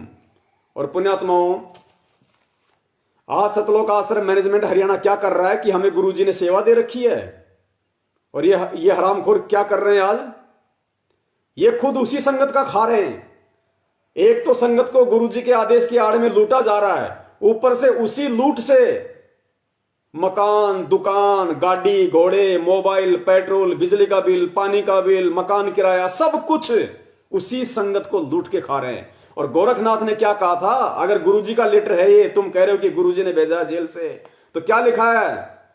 गोरखनाथ ने कहा था कि मेरा आदेश है, क्योंकि परमेश्वर की वाणी भी है कि जब तक भक्ति सह कामना तब तक निष्फल सेव, और कहे कबीर वो क्यों मिले निष्कामी निज देव। सेवा हमेशा निष्काम भाव से होती है, सेवा में किसी प्रकार का कोई पैसा नहीं लिया जाता। और जो व्यक्ति सेवा के बदले पैसा ले रहा है वो सेवा नहीं, वो धंधा हो गया उसका, सेवा नहीं रही फिर वो, क्योंकि उसने सेवा के बदले तनख्वाह ले ली। आज नामदान केंद्र पे जितने भी नामदान केंद्र वाले हैं, कोऑर्डिनेटर हैं, सबको 20 से 25 हजार रुपए महीने की तनख्वाह बंधी हुई है। वो सेवा कहां कर रहे हैं? वो तो मजदूरी कर रहे हैं भैया, वो तो किसी दूसरी कंपनी में जाके कर लो। तो जितना वो कर रहे हैं वो तो उसका मजदूरी ले रहे हैं, तो वो सेवा नहीं, वो धंधा है। तो ये वाणी अगर गुरुदेव ने भेजी है तो इस वाणी के अनुसार मैनेजमेंट क्यों नहीं चल रहा? जब गोपीचंद और भर्तृहरि ने 12 साल तक निःशुल्क, उसने पैसा भी नहीं लिया, 12 साल तक उन्होंने तगारी गेरी, वहां पे पत्थर चढ़ाए, ईंट चढ़ाई, और खुद के खाने के लिए उन्होंने अलग से मेहनत की कुम्हार के वहां पे। और ये क्या कर रहे हैं? जब से गुरुजी जेल में गए इन्होंने एक नया तिनका भी अपने हाथ से नहीं तोड़ा मजदूरी के नाम पे, संगत का ही खा रहे हैं। यदि तुम राजस्थान प्रांत के अलवर शहर में राजा का किला निर्माणाधीन है, यदि तुम मुक्ति चाहते हो तो जाओ, उस किले के निर्माण में निःशुल्क यानी फ्री में मजदूरी करो, अपने खाने के लिए अन्य मजदूरी ओवर टाइम करना, जाइए। दोनों ने उसी वक्त गुरुजी के चरण छुए और लेकर कंबल चल पड़े। 12 वर्ष अलवर के किले में पत्थर ढोने की मजदूरी निःशुल्क की। आज ये 20-20 लाख की स्कॉर्पियो संगत के दान पे लेके घूमते हैं, निःशुल्क है ये। इनके बच्चे आज विदेश में पढ़ते हैं, ये निःशुल्क है। इनके घर में झोपड़ी थी, आज 3-3 मंजिल ठोक रखी इन लोगों ने, ये निःशुल्क है। धर्म को धंधा बना रखा है केवल संगत की मूर्खता के चलते, और हम सब दोषी हैं, इसमें ध्यान रखना, हम सब दोषी हैं। जिन जिन लोगों ने इनका साथ दिया वो भगवान का दोषी है, गुरुदेव का सजा का पात्र होगा। खाने के लिए एक कुम्हार के बर्तन बनाने पर गार तैयार करने में कुम्हार की मदद करने लगे, केवल रोजी रोटी के लिए। कुम्हार की पत्नी निर्भाग थी, वह रोटी भी खिलाना अच्छा नहीं समझती थी। उसने अपने पति के खाने के लिए ही रोटी भेजी, गोपीचंद तथा भर्तृहरि के लिए नहीं भेजी। कुम्हार महान आत्मा था, दयावान था, उसने अपने हिस्से के भोजन के 3 भाग किए, तीनों समान समान भोजन खाते। यानी गोपीचंद और भर्तृहरि राजा होते हुए भी राजा के वहां पे निःशुल्क काम, और केवल कुम्हार के लिए खाना आता था। मान लीजिए अगर 9 रोटी अगर अकेला कुम्हार खाता था तो 9 में से अपने आत्मा वो डिवाइड कर रहे हैं 3 आदमी। सोचो, उसको भरपेट खाना भी नहीं खाया उन्होंने 12 साल तक। वो होती है सेवा, वो होती है गुरु आज्ञा, वो होता गुरु के वचन पे दृढ़ होना। अब ये कहते हैं गुरुजी ने आदेश दे रखा सेवा का, और खा रहे हैं संगत का। पुण्यात्माओं, ये सेवा नहीं, ये व्यापार है। गोपीचंद तथा भर्तृहरि के लिए नहीं बेचती थी। कुम्हार देव पुरुष था, दयावान था, उसने अपने हिस्से के भोजन के 3 भाग किए, तीनों समान समान भोजन खाते। जैसे 9 रोटी कुम्हार को मिलती तो 3-3 खा लेते थे। जैसे तैसे 12 वर्ष पूरे करके सफलता पाई। आज गोपीचंद तथा भर्तृहरि का महापुरुषों में नाम है। यदि वे यह विचार करते कि ये भक्ति मार्ग में नहीं चलता तो फैल हो जाते। गुरुजी का दिया नाम जाप किया, गुरुजी के वचन पर डटे रहे, तो जो उस साधना से फल मिलता था वह प्राप्त किया। परमेश्वर कबीर जी की प्रिय आत्माओं, विचार करो, इतना कुछ करके भी उन समर्पित कुर्बान आत्माओं का जन्म मरण नहीं मिटा। गोपीचंद और भर्तृहरि का पहाड़ जैसा कष्ट जन्म मरण ज्यों का त्यों पड़ा है। पता नहीं कब मानव का जन्म मिलेगा। फिर सतगुरु वैसा ही काल की भक्ति बताने वाला मिल गया तो फिर वही दुर्गति तैयार है। विशेष अब इसमें निष्कर्ष दिया जा रहा है। पुण्यात्माओं, ये कथा लिखने के पीछे गुरुदेव की आड़ में मैनेजमेंट ने जो ये कथा लिखी है, इसकी आड़ में इनका मकसद क्या है? इस कथा के पीछे अपने इस धार्मिक धंधे को बराबर बनाए रखने के लिए गुरुजी का जो कलियुगी परिवार है उसको संगत में बढ़ा चढ़ा के पेश करना है। उस परिवार के प्रति संगत में दया हो, उस परिवार के प्रति संगत में बहुत ज्यादा भाव हो, वो आगे इस कथा के माध्यम से पेश करने की कोशिश की गई है। क्योंकि संगत बेचारी भोली है। गुरुजी की बेटी को महेंद्र ने कर दिया खड़ा कि गुरुजी की बेटी जो बोलेगी वो फाइनल है, और गुरुजी की बेटी वही बोलेगी जो महेंद्र बोलेगा। क्यों? क्योंकि महेंद्र मैनेजमेंट का मुखिया है, मंजू का खुद का पति भगोड़ा घोषित है, मंजू के भाई भगोड़े घोषित हैं, एक जेल में है, पीछे कमाने वाला कोई है नहीं, बच्चों की फीस भरने वाला कोई है नहीं। अगर मैनेजमेंट की गुलामी नहीं करेगी, अपने चाचा की चापलूसी नहीं करेगी महेंद्र की, खाएगी क्या? तो ये इसकी मजबूरी हो गई। तो महेंद्र ने मंजू को सामने खड़ा कर दिया।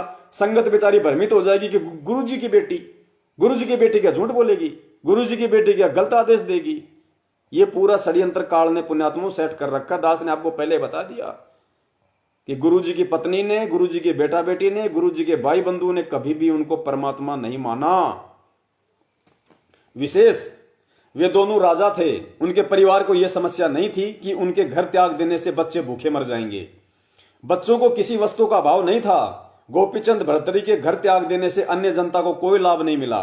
केवल अपना ही कल्याण करवाया जितना गुरु गोरखनाथ कर सकता था। स्वर्ग चले गए। स्वर्ग समय समाप्त होते ही 84 लाख प्राणियों के जीवन प्राप्त करने वाले चक्कर में पड़कर करोड़ों जन्म भोगने के पश्चात मानव जन्म मिलेगा। अब दास की पहचान करो कर सको तो, इसमें लिखा है अब मुझ रामपाल दास की पहचान करो अगर कर सको तो। दास का जन्म एक किसान परिवार जाति जाट में हुआ। पिताजी के पास 2 एकड़ जमीन थी, 2 एकड़ जमीन। हम 6 भाई बहन हुए, 2 भाई 4 बहन। दास यानी मैं रामपाल दास पढ़कर जूनियर इंजीनियर लगा। सन 1988 में गुरुदेव से दीक्षा की भीख मिली। सन 1994 में दास को नामदान देने का आदेश मिला। सन 1995 में दास के सामने 2 रास्ते थे। यानी गुरुदेव कह रहे हैं कि सन 1995 में मेरे सामने 2 रास्ते थे। कौन से 2 रास्ते? सत्संग पाठ कराने वालों की संख्या बढ़ने लगी। नौकरी छोड़े बिना गुरुजी के वचन का पालन नहीं हो सकता था। दास के पुराने परिवार में 2 पुत्र वीरेंद्र तथा मनोज तथा 2 पुत्री मंजू तथा अंजू, कुल 4 बच्चे हैं। पुण्यात्माओं, ये शब्दों पे ध्यान देना। ये लेटर गुरुजी की तरफ से दर्शाया गया कि जेल से गुरुजी ने लिख के भेजा है। और गुरुजी इसमें क्या कह रहे हैं?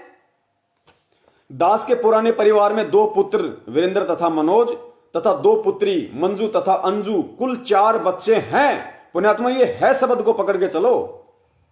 ऊपर गुरुजी कह रहे हैं कि मैंने 1995 में ही परिवार को त्याग दिया, और नीचे कह रहे हैं कि मेरे 4 बच्चे हैं।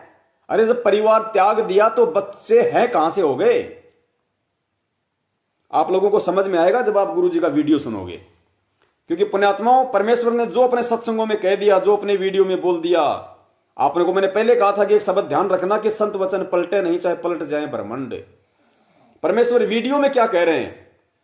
गुरुदेव वीडियो में कह रहे हैं कि इस दास के 4 संतान, 2 लड़के 2 लड़कियां थी। वीडियो में परमात्मा मुकम्मल से कह रहे हैं कि इस दास के 4 संतान, क्योंकि परिवार 1995 में छोड़ दिया था और संत वचन पलटे नहीं, चाहे पलट जाए ब्रह्मांड। तो गुरुदेव कह रहे हैं इस दास के 4 संतान, 2 लड़के और 2 लड़कियां थी। ये नहीं कहा गुरुजी ने, ये 2008 का सत्संग है कि इस दास के 2 लड़के 2 लड़कियां हैं। ये नहीं कहा। गुरुदेव कह रहे हैं इस दास के 4 संतान, 2 लड़के 2 लड़कियां थे। सुनिए। और फिर गुरुजी ने उनके व्यवहार के विषय में बताया, अपने लड़के लड़कियों के विचारों के विषय में बताया कि मुझे अच्छे से पता था कि वो मेरी कितनी खातिरदारी करते। उनके व्यवहार का, उनके आचरण का मुझे अच्छे से पता था, मैं अच्छे से परिचित था, वो आगे जाके मेरी कैसी सेवा करते। ये परमेश्वर ने संकेत कर दिया। और आज उसी परिवार को बढ़ा चढ़ा के इस लेटर के माध्यम से देवता के रूप में पेश किया जा रहा था कि बेचारी भोली संगत भ्रमित हो और गुरुजी के परिवार के प्रति सहानुभूति पेश करे और हमारा धंधा चलता रहे। इस लेटर में कहा है कि इस दास के 4 संतान, 2 लड़के 2 लड़कियां हैं, और वीडियो में परमात्मा कह रहे हैं कि थे।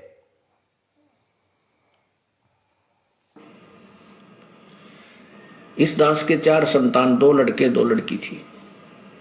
फिर सुनो, इस दास बंदी छोड़ सतगुरु रामपाल जी महाराज जी की जय हो। सत्साई पुण्यात्माओं, मोबाइल की बैटरी डिस्चार्ज हो गई थी, जिस वजह से हम लाइव से डिस्कनेक्ट हो गए थे। परमात्मा ने एक बार पुनः हमको लाइव से जोड़ दिया है। दास उस पार्ट को इसमें ऐड कर देगा। तो हमारा विषय चल रहा था कि इस लेटर में लिखा हुआ है कि इस दास के 4 संतान हैं, और जबकि गुरुदेव इस वीडियो में साक्षात कह रहे हैं कि इस दास के 4 संतान थी। सुनिए परमेश्वर के मुख कमल से।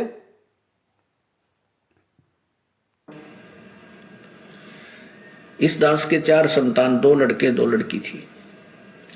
यदि ये दास उन्हीं में उलझ पुलझ रह जाता, अब मुझे पता हुआ मेरी कितनी की खातिरदारी करूं। परमेश्वर कहते हैं कि मुझे अच्छे से पता था कि वो जो मेरा बेटा बेटी हैं वो मेरी कितनी अच्छी खातिरदारी करते, कैसा उनका विचार, कैसा उनका व्यवहार था, मैं अच्छे से परिचित था। तो परमात्मा ने पहले ही संकेत दे दिया अपने कलयुगी परिवार के विषय में, जिस कलयुगी परिवार को आज बढ़ा चढ़ा के सतलोक आश्रम मैनेजमेंट हरियाणा के मुखिया भगोड़े महेंद्र के द्वारा संगत में पेश किया जा रहा है, ताकि संगत भ्रमित रहे कि गुरुजी की बेटी तो सही है, झूठ नहीं बोलेगी। लेकिन परमात्मा अंतर्यामी गुरुदेव ने 2008 में ही अपने बेटा बेटी और परिवार के विषय में बता दिया कि आगे चल के वो मेरी कैसी खातिरदारी करते, मेरे उनका कैसा व्यवहार, कैसा उनका आचरण मुझे अच्छे से पता है। तो पुण्यात्माओं, आज आपको समझ लेना चाहिए कि ये काल भगवान जिन बेटा बेटी की आड़ लेके आप लोगों को भ्रमित करने की कोशिश कर रहा है, गुरुजी की मर्यादाओं से आपको दूर करने की कोशिश कर रहा है, आप लोगों ने कितनी सावधानी बरतने की जरूरत है। लेटर में लिखा है कि मेरे 4 बेटा बेटी हैं, और यहां गुरुदेव कह रहे हैं थे। इस दास के 4 संतान, 2 लड़के 2 लड़की थी। यदि ये दास उन्हीं में उलझ पुलझ रह जाता, अब मुझे पता है वह मेरी कितनी की खातिरदारी करें, खूब पता है मुझे वह क्या नेचर है उनका, कैसा उनका स्वभाव और क्या करते। अब परमात्मा के चरणों में आया हूं, मेरे लाखों चेले बेटा बेटी हो गए। अब एक को कहता हूं मैं जल जाना, 10 खड़े हो जाते हैं। ये क्या कारण है? क्योंकि मैंने परमात्मा की भक्ति का रटना लाई, और उस भक्ति की शक्ति से इन बच्चों में इतनी श्रद्धा बन गई, जब हाथों पर रखूं अपने गुरुदेव को, अपने पिता को। तो सुन लिया पुण्यात्माओं आपने, लेटर को गुरुजी का बता के, और लेटर में क्या लिखा जा रहा है कि मेरे 4 संतान हैं, और स्वयं गुरुजी वीडियो में कह रहे हैं कि दास के 4 संतान थी, और मुझे उनके व्यवहार, उनके आचरण के विषय में अच्छे से पता था कि आगे चल के वो कैसा मेरी देखभाल करते, कैसे मेरी खातिरदारी करते, मुझे अच्छे से पता था उनके नेचर का। तो पुण्यात्माओं, भ्रमित मत होना, ये ज्ञान मार्ग है। जैसा परमात्मा ने भूमिका में बुलवाया था कि यदि इस भक्ति मार्ग में ज्ञान आधार नहीं तो सतलोक नहीं, और परमात्मा जबरदस्ती कान पकड़ के नहीं ले जाएगा। आगे चलिए, गोपीचंद भर्तृहरि की कथा के माध्यम से देखिए परिवार को किस कदर पेश किया जा रहा है। दास के पुराने परिवार में 2 पुत्र वीरेंद्र तथा मनोज तथा 2 पुत्री मंजू तथा अंजू, कुल 4 बच्चे हैं। अनारो देवी दास की धर्म पत्नी है। देखो पुण्यात्माओं, सतगुरुदेव जी ने सन 1995 में ही परिवार को त्याग दिया था, और आज क्या लिखा जा रहा है कि अनारो देवी दास की धर्म पत्नी है। अरे नालायको, आज सतगुरु रामपाल जी महाराज जी की बेटी के समान है वो। दास ने पिछले वीडियो में क्या कहा था कि पुण्यात्माओं, परमेश्वर के विशेष आशीर्वाद से दास इस संभोग क्रिया से दूर हो चुका है। परमेश्वर के आशीर्वाद से दास अपनी भक्तमती के साथ में अब किसी प्रकार का कोई भी भोग विलास या शारीरिक संबंध नहीं है। दास ने अपनी भक्तमती को अपनी बहन समझ लिया, क्योंकि हम दोनों एक ही परमात्मा के बच्चे हैं। अज्ञानता में हमने कुछ भी किया, लेकिन आज जब हमें ज्ञान हो गया कि जब हम दोनों आत्मा हैं, हमारा पिता एक है, और हम दोनों उस पिता से नाम दीक्षित हैं। नाम दीक्षा लेने के बाद में उसी बाप ने तुझे बेटी कहा, मुझे बेटा कहा, तो हम दोनों भाई बहन हो गए। आज से हम ये क्रिया नहीं करेंगे। पुण्यात्मा, उसी दिन से हमने इस कुकर्म को त्याग दिया और हमने भाई बहन का रिश्ता बना लिया। तो सोचो, परम पिता परमेश्वर जो एक पति की भूमिका में 8 सितंबर 1951 से धरती पे प्रकट है, और 1995 में संत रामपाल जी महाराज जी ने उस कलयुगी परिवार को त्याग दिया। किसी भी प्रकार का कोई संबंध अनारो देवी के साथ नहीं रहा। तो क्या वो परमात्मा आज ये कहेगा कि अनारो देवी दास की धर्म पत्नी है? अरे आज तो अनारो देवी संत रामपाल जी की बेटी है, बेटी। पुण्यात्माओं, कितना बड़ा ठग, कितना बड़ा जाल इस काल ने इस लेटर के माध्यम से संगत में भिजवाया है। और फिर कहते हैं कि इस लेटर को जब भी कभी भक्ति से मन हटे तो एक बार लेटर को पढ़ लेना, इसको मन शांत हो जाएगा। और कितनी घटिया बातें लिखी गई है। क्या अनारो देवी संत रामपाल जी महाराज जी की आज के दिन धर्मपत्नी है? क्या है वो धर्मपत्नी?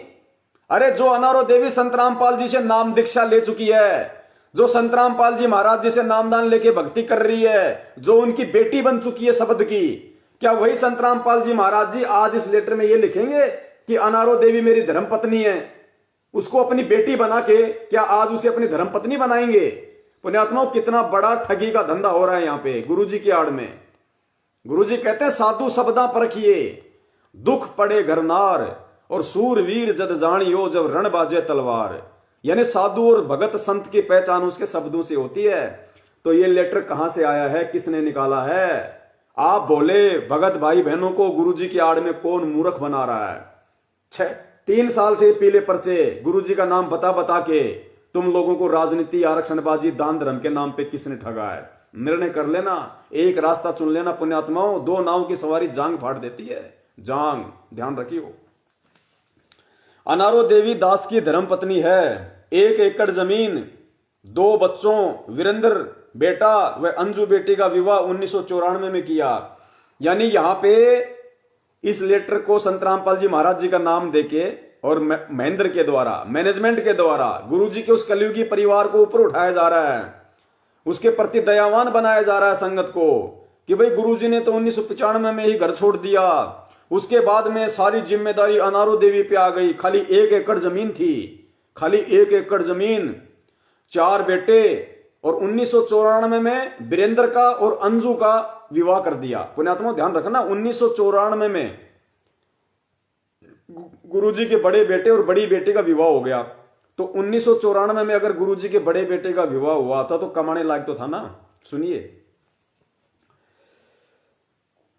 1 एकड़ जमीन, यानी गुरुजी के घर छोड़ने के बाद में अनारो देवी के हिस्से में 1 एकड़ जमीन आई और 1 एकड़ जमीन चल गई महेंद्र के हिस्से में। तो अनारो देवी के पास अब क्या रहा, 1 एकड़ जमीन, 2 बच्चों, वीरेंद्र बेटा और अंजू बेटी का विवाह 1994 में। 2 बच्चे, बेटी मंजू और बेटा मनोज छोटे थे। मंजू वो जो आप लोगों को आदेश बताती है और मनोज वो जो आज भगोड़ा बन के घूम रहा है। दोनों छोटे थे, पढ़ रहे थे, नौकरी ही एकमात्र रोजगार का साधन था। अनारो देवी एक भैंस रखती थी, उससे घर का घी दूध ही चलता था, कुछ दूध बेचती थी जो भैंस के चारे की पूर्ति ही करता था। 2 कमरे किराए पर चढ़ते थे, यानी 2 कमरे भी थे, वो किराए पे चढ़ते थे, कभी किराएदार आते कभी खाली रहते। मई 1995 में दास 2 राहे पर खड़ा हो गया, एक तरफ गुरुजी का वचन, दूसरी ओर 4 बच्चे और पत्नी की मौत। यानी गुरुजी को भी आप और हमारी तरह सामान्य व्यक्ति सिद्ध कर दिया कि गुरुजी भी 2 राहे पे खड़े हो गए कि अब क्या करूं, गुरुजी के वचन की पालना करूं या दूसरी तरफ अगर मैंने गुरु वचन की पालना की, घर छोड़ दिया तो मेरे 4 बच्चे और मेरी धर्मपत्नी मर जाएगी, भूखी मौत हो जाएगी। गुरुजी को यहां पे सामान्य व्यक्ति की तरह पेश कर दिया, सामान्य व्यक्ति की तरह सोचने वाला। कई दिन ज्ञान मंथन करके गुरु वचन चुना। पुण्यात्मा शब्द ध्यान रखना, कई दिन ज्ञान मंथन करके। अरे परमात्मा तो हमें कहते हैं कि ज्ञान का और घाम का चमकासा होता है, जिसको परमात्मा प्राप्ति की आस होती है। गुरुजी कहते हैं ज्ञान का और घाम का चमकासा होता है। एक चोट सिधारिया जिन्हें गुरु मिलन दी आस। ये शब्द कहने वाला सत्संगों में क्या 1995 में कि मुझे भगवान चाहिए या परिवार चाहिए, इस बात को सोचने के लिए कई दिन का समय लगाएगा। आपके गुरु को मानुष साबित किया जा रहा है इस काल प्रेरित मैनेजमेंट के द्वारा। कई दिन ज्ञान मंथन करके गुरु वचन को चुना। और गुरुजी हमें क्या सिखाते हैं कि पुण्यात्माओं, आत्म कल्याण के मार्ग में तो मां बाप की भी नहीं माननी, तुरंत फैसला कर लो अगर ज्ञान समझ में आ गया तो। दास को गुरुदेव जी की कृपा से ज्ञान ठीक से समझ में आ गया था। भाई जब ज्ञान ठीक से समझ में आ गया तो फिर 2 राय पे खड़े होने की दिक्कत क्या थी, मंथन करने के लिए कई दिन लगाने की आवश्यकता क्या थी। ये शब्दों को देखिए पुण्यात्माओं, एक तरफ गुरुजी का वचन, दूसरी ओर 4 बच्चे और पत्नी की मौत। कई दिन ज्ञान मंथन करके गुरु वचन चुना। यहां तो क्या लिखा है, कई दिन ज्ञान मंथन करके गुरुजी का वचन चुना। और फिर आगे क्या लिख रखे है, दास को गुरुदेव जी की कृपा से ज्ञान ठीक से समझ में आ गया था। जब ज्ञान ठीक से समझ में आ गया तो मंथन करने में इतने दिन क्यों लग गए। पुण्यात्मा लेटर कौन लिख रहा है, आपका गुरु लिख रहा है या आपके गुरु की आड़ में ये कॉल एजेंट लिख रहे हैं। तुरंत दोगलापन आ रहा है, तुरंत। कई दिन ज्ञान मंथन करके गुरु वचन चुना। दास को गुरुदेव की कृपा से ज्ञान ठीक से समझ में आ गया था। फिर तनख्वाह सैलरी से 50% दान धर्म गुरुजी की आज्ञा अनुसार करने लगा। अन्य सत्संगी कहते कि भगत जी ऐसे कैसे काम चलेगा, बच्चों की ओर भी देख। दास धुन का पक्का है, जिस कार्य को करने की ठान ली किसी की नहीं सुनी। सोचा करता, अब सुनिए यहां पे फिर सत्सेवकों के लिए लिखा गया है। गुरुजी क्या सोचा करते, सोचा करता ये भगत जन ज्ञान की बातें तो 1 नंबर की करते हैं परंतु अमल एक आने का भी नहीं करते। अब कोई ये तो साबित कर दे कि सत्सेवकों ने जो बात कही उस कौन सी बात पे अमल नहीं किया। सोचा करता ये भगत जन यानी ये सत्सेवक ज्ञान की बातें तो एक नंबर की करते हैं, परंतु अमल एक आने का नहीं करते। वाणी तो ये कहती है कि गरीब सिर साटे की भक्ति है और कछु नहीं बात, सिर के साटे पाई ये अवगत अलखनाथ। ये दान करने वालों को दान करने से मना करते हैं। भाई हम दान करने वाले को दान करने से मना नहीं करते, हमने कभी मना नहीं किया, लेकिन हम दान करने वालों को ये कह के मना करते हैं कि दान केवल सुपात्र के हाथ में दो, और सुपात्र केवल गुरुजी हैं, मैनेजमेंट सुपात्र नहीं है। गुरुजी की बेटा बेटी भाई बंधु परिवार रिश्तेदार अनारो माई ये सुपात्र नहीं है। हमने कभी भी दान देने के लिए मना नहीं किया, हमने कहा कि दान दो जब गुरुदेव आ जाएं उनके हाथों में दो, ताकि सुपात्र को दान दोगे तो तुम्हारे कर्म बनेंगे और इन कुपात्रों को दान दोगे तो तुम्हारे कर्म बिगड़ेंगे, हमने ये कहा है। ये दान करने वालों को दान से मना करते हैं। परमात्मा सिर दान करने से मिल जाए तो भी प्राप्त करना चाहिए। ये नकली भगत हैं, सत्सेवकों के लिए कहा गया है कि ये नकली भगत हैं। दास दोनों हाथों से दान करता था, यानी गुरुजी कह रहे हैं कि मैं दोनों हाथों से दान करता था और ये दान करने के लिए मना कर रहे हैं। कोई तो बता दो अगर गुरुजी ने किसी भगत को दान किया हो तो, गुरुजी ने किसी भी व्यक्ति को दान दिया हो तो। अरे गुरुजी ने अगर दान किया था तो अपने गुरुदेव को किया था।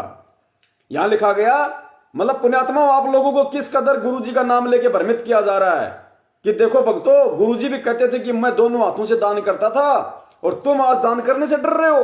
तो ये आप लोगों को फंसाने का तरीका यहां पे मैनेजमेंट का गुरुजी की आड़ में, कि यहां पे गुरुजी की तरफ से लिखा हुआ बताया है कि मैं रामपाल दास तो दोनों हाथों से दान करता था। अरे लेकिन गुरुदेव अपने गुरु के हाथों में दान करते थे, ठीक ठिकाने दान करते थे।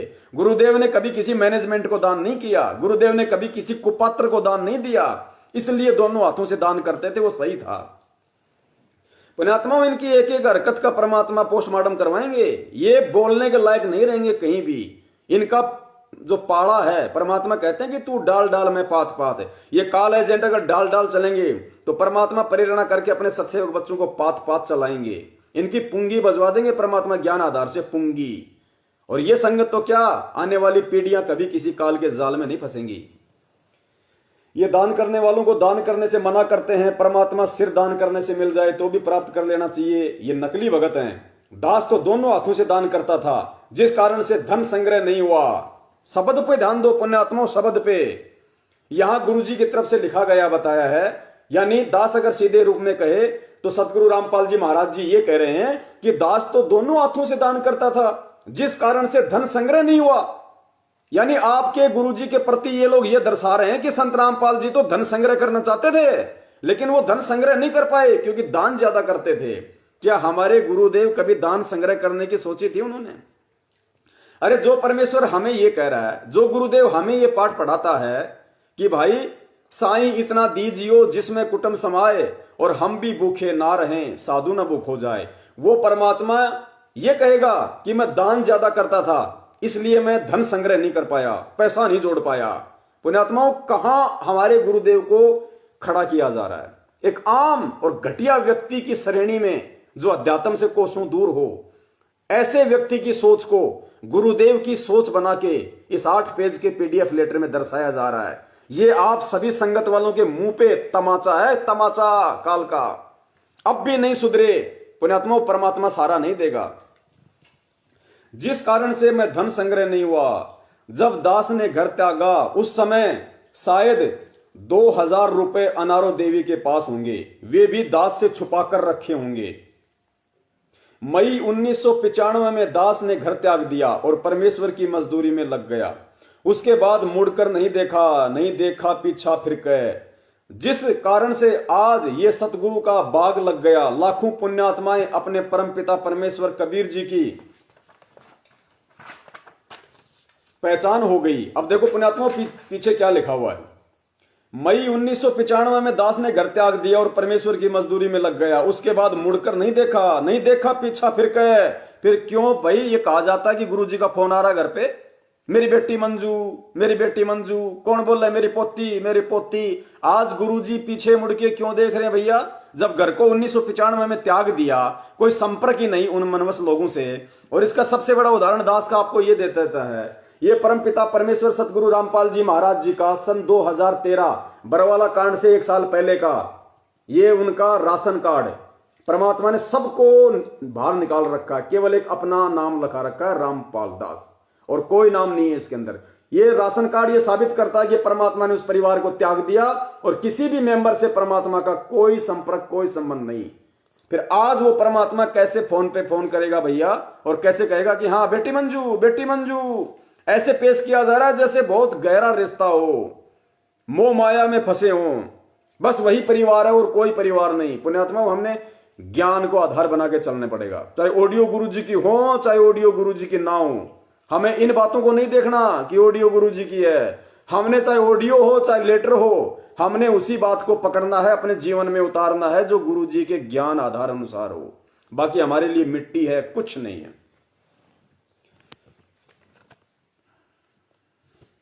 इसको पकड़ना जरा सा सही है।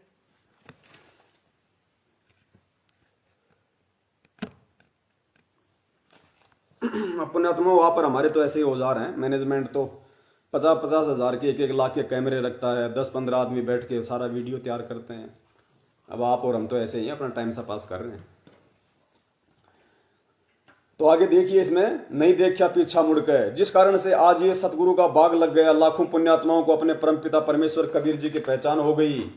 आगे तो गिनती भी नहीं कितने जीवों का पहाड़ जैसा कष्ट जन्म मरण का कहर समाप्त होगा, जिसका श्रेय पुराने परिवार को जाता है। ये लो जी, इस परिवार के प्रति ठप्पा लगा दिया। गुरुजी कह रहे हैं कि ये जो सब कुछ जो हुआ है, इतनी बड़ी संगत जुड़ गई, इतने लोग जन्म मरण से बाहर निकल रहे हैं, इसका श्रेय पुराने परिवार को भी जाता है। बेटा बेटी पत्नी सबको श्रेय जाता है। और पुण्यात्माओं, भक्ति मार्ग में श्रेय लेके गधा नहीं बनना इंसान को। अब देखिए कैसे आप लोगों को, यानी संगत को धीरे धीरे इस लेटर के माध्यम से मूर्ख बनाए जाने की प्रोसीजर शुरू है। लेकिन परमात्मा ने पूरा खुलासा करवा देंगे आज इसका पूरा पोस्टमार्टम, जिसका श्रेय पुराने परिवार को भी जाता है, यानी बेटा बेटी अनारो माई सबको इसका श्रेय जाता है। अच्छा, गोपीचंद भर्तरी के परिवार के सामने रोजगार की समस्या कतई नहीं थी। उस कहानी के माध्यम से यह बताया गया कि गोपीचंद और भर्तरी ने जब राज छोड़ा तो उनके पीछे रोजी रोटी की समस्या नहीं थी। वो राजा के खानदान से थे, परिवार वाले आराम से खा सकते थे, राजा थे। फिर भी बच्चों तथा पत्नियों ने रो रो कर कहर मचा दिया। गोरखनाथ के डेरे में भी वापस लाने पहुंच गए थे। पुराने परिवार की दशा ये थी, यानी अब गुरुजी कह रहे हैं कि मेरे परिवार की, जब मैंने परिवार को छोड़ा 1995 में, तो मेरे परिवार की क्या दशा थी। पुराने परिवार की दशा ये थी, दास के घर त्यागने के 1-2 महीने बाद उस परिवार को भीख मांगकर खाना था। ये मुझे पता था, परिवार को नहीं पता था। फिर भी इन पुण्यात्माओं ने आ तक नहीं की, अन्यथा हाहाकार मच जाती। परिजनों को बुलाते, रिश्तेदार इकट्ठे कर लेते, हम किसके सहारे रहेंगे, क्या खाएंगे। दास को विचलित कर सकते थे। गुरुजी कह रहे हैं कि मुझे विचलित कर सकते थे। पुण्यात्मा, शब्दों पे ध्यान देना।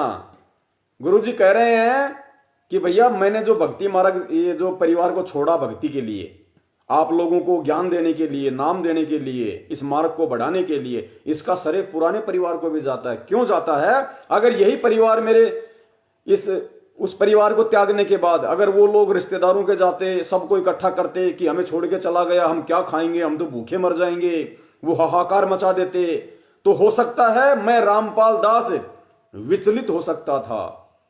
और थोड़ी देर पहले क्या लिखा है कि दास धुन का पक्का था, जो ठान ली वो ठान ली, ज्ञान समझ में आ गया था। और नीचे लिख रहे हैं कि मैं विचलित हो सकता था। ये दोगले वचन किसके हैं पुण्यात्माओं?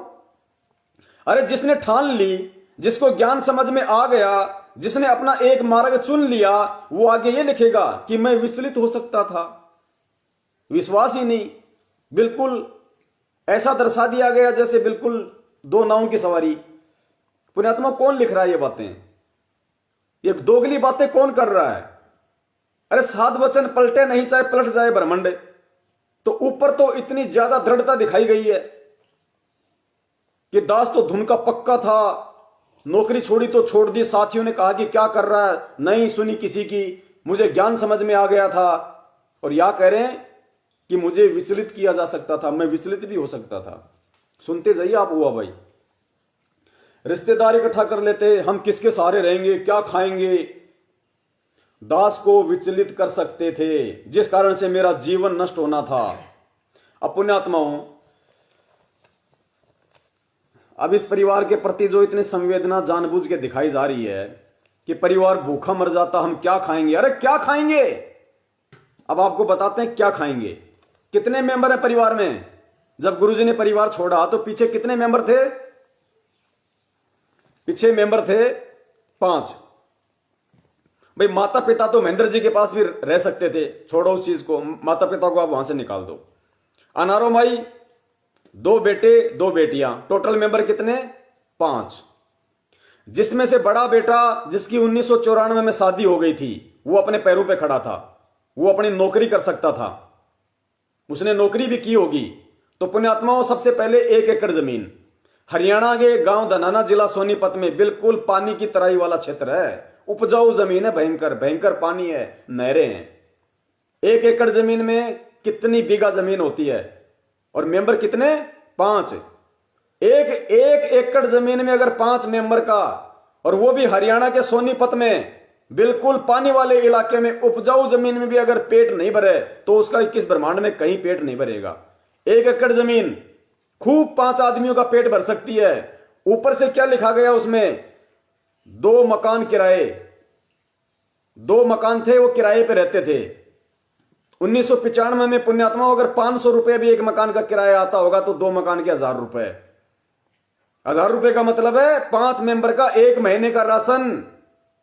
तो 1 एकड़ जमीन, 2 मकान किराए पे, बड़ा बेटा नौकरी करने वाला, 1 भैंस। पुण्यात्मा, वो परिवार भी अगर भूखा मरेगा तो फिर ये पूरी दुनिया ही भूखी मरेगी। फिर अब आप खुद आइडिया लगा लो। ऐसी स्थिति तो आज संगत में 90% लोगों की भी नहीं है, और वो भी ये नहीं कह सकते कि ये भक्ति करने के बाद हम भूखे मरेंगे। तो देख लो कितना मूर्ख बनाया जा रहा है। ऐसे परिवार को भी ये लिखा जा रहा है कि भूखे मर जाते, मरने की नौबत आ जाती। जिसके पास 3 एकड़ जमीन हो, बड़ा बेटा कमाने वाला हो, खुद की भैंस हो, 2-2 मकान किराए पे हो, वो भी अगर भूखा मरेगा, और गुरुजी लिखेंगे फिर ये बात।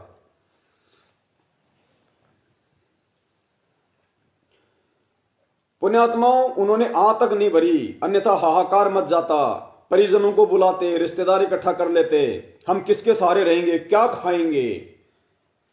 दास को विचलित कर सकते थे, जिस कारण मेरा जीवन नष्ट हो जाता, इस परिवार का भी मानव जीवन व्यर्थ जाता। आप संगत का आज ये जो बाग लगा है, ये नहीं लग पाता, आपका जीवन नष्ट हो जाता। पुराने परिवार का आपके ऊपर जो बहुत बड़ा उपकार है, भाई हमारे ऊपर कोई उपकार नहीं है पुराने परिवार का। अगर कोई माने तो माने। इसमें गुरुजी की तरफ से लिखा गया है कि मेरे पुराने परिवार का, यानी मेरे बेटा बेटी का, अनारो माई का, आप लोगों के ऊपर बहुत बड़ा उपकार है। अरे हमारे ऊपर तो केवल हमारे सतगुरु देव जी का उपकार है, बाकी हम किसी को नहीं मानते। वो बेटा बेटी, भाई बंधु जवाई सब काल प्रेरित हैं, फोकट के हैं, उनका काहे का उपकार हमारे ऊपर। अरे उनको हमारा उपकार मानना चाहिए, जो संगत के पैसे से मौज मस्ती कर रहे हैं। आज उन्होंने बिल्डिंगें ठोक दी संगत के दान पे, हराम की कमाई से, संगत के दान से हराम के टूक तोड़ रहे हैं, लग्जरी गाड़ियों में घूम रहे हैं। उपकार तो उनको हमारा मानना चाहिए, हम क्या उनका उपकार मानेंगे भाई। पुराने परिवार का आपके ऊपर जो बहुत बड़ा उपकार है, दास तो इस पुराने परिवार का सदा ऋणी रहेगा। ये लो जी, सारी ऐसी तैसी कर दी भक्ति की, और इस लेटर को संगत में बांट रहे हैं। इन नालायकों को डूब के मर जाना चाहिए। परमपिता परमेश्वर सतगुरु रामपाल जी महाराज जी ये लिख रहे हैं कि मैं तो उस परिवार का हमेशा ऋणी रहूंगा, और ये नालायक उस परमात्मा को अपना ऋणी बना के, और फिर ये संगत, ये लेटर पूरी संगत में बांट रहे हैं। इनको शर्म नहीं आई इस शब्द के साथ में इस लेटर को पूरी संगत में बांट रहे हैं। अरे आराम खोरो, तुम्हें परमात्मा ने नाम दे दिया, भजन दे दिया, सत्संग दे दिया, काल जाल से बाहर निकलने का मंत्र दे दिया। अरे ऋणी तो तुम हो परमात्मा के, तुम्हें ऋणी होना चाहिए उस परमात्मा का। और तुम उल्टा इस लेटर में ये लिख के कि मुझे उस पुराने, मैं तो सदा उस पुराने परिवार का ऋणी रहूंगा। ये तो इसी दिन मर गए परिवार वाले, ये इसी दिन मर गए, उसी दिन मर गए थे जिस दिन ये लेटर इन्होंने अपने हाथों से लिखा था। ये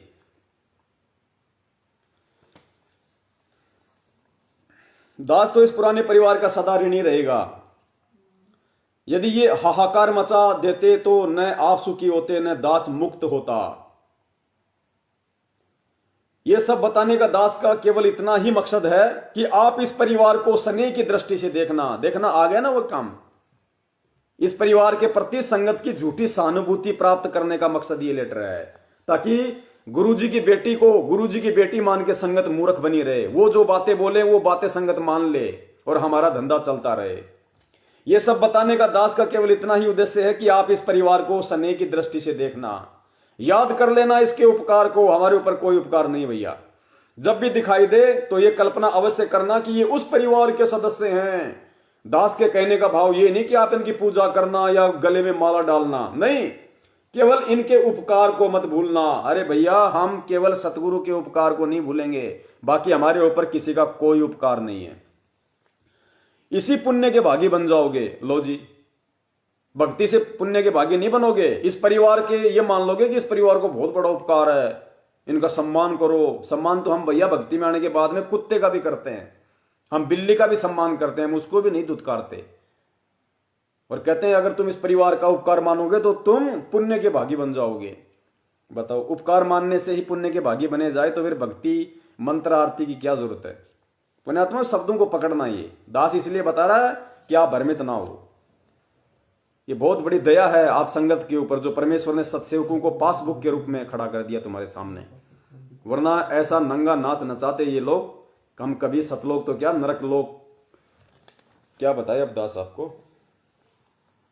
दास के कहने का भाव ये नहीं है कि आप इनकी पूजा किया करना या माला डालकर सम्मान करना, नहीं, केवल इनके उपकार को मत भूलना, इसी पुण्य के भागी बन जाओगे। गोपीचंद तथा भर्तरी ने घर त्यागा, न अपना कल्याण करवा पाए, न अन्य जनता का लाभ दे पाए।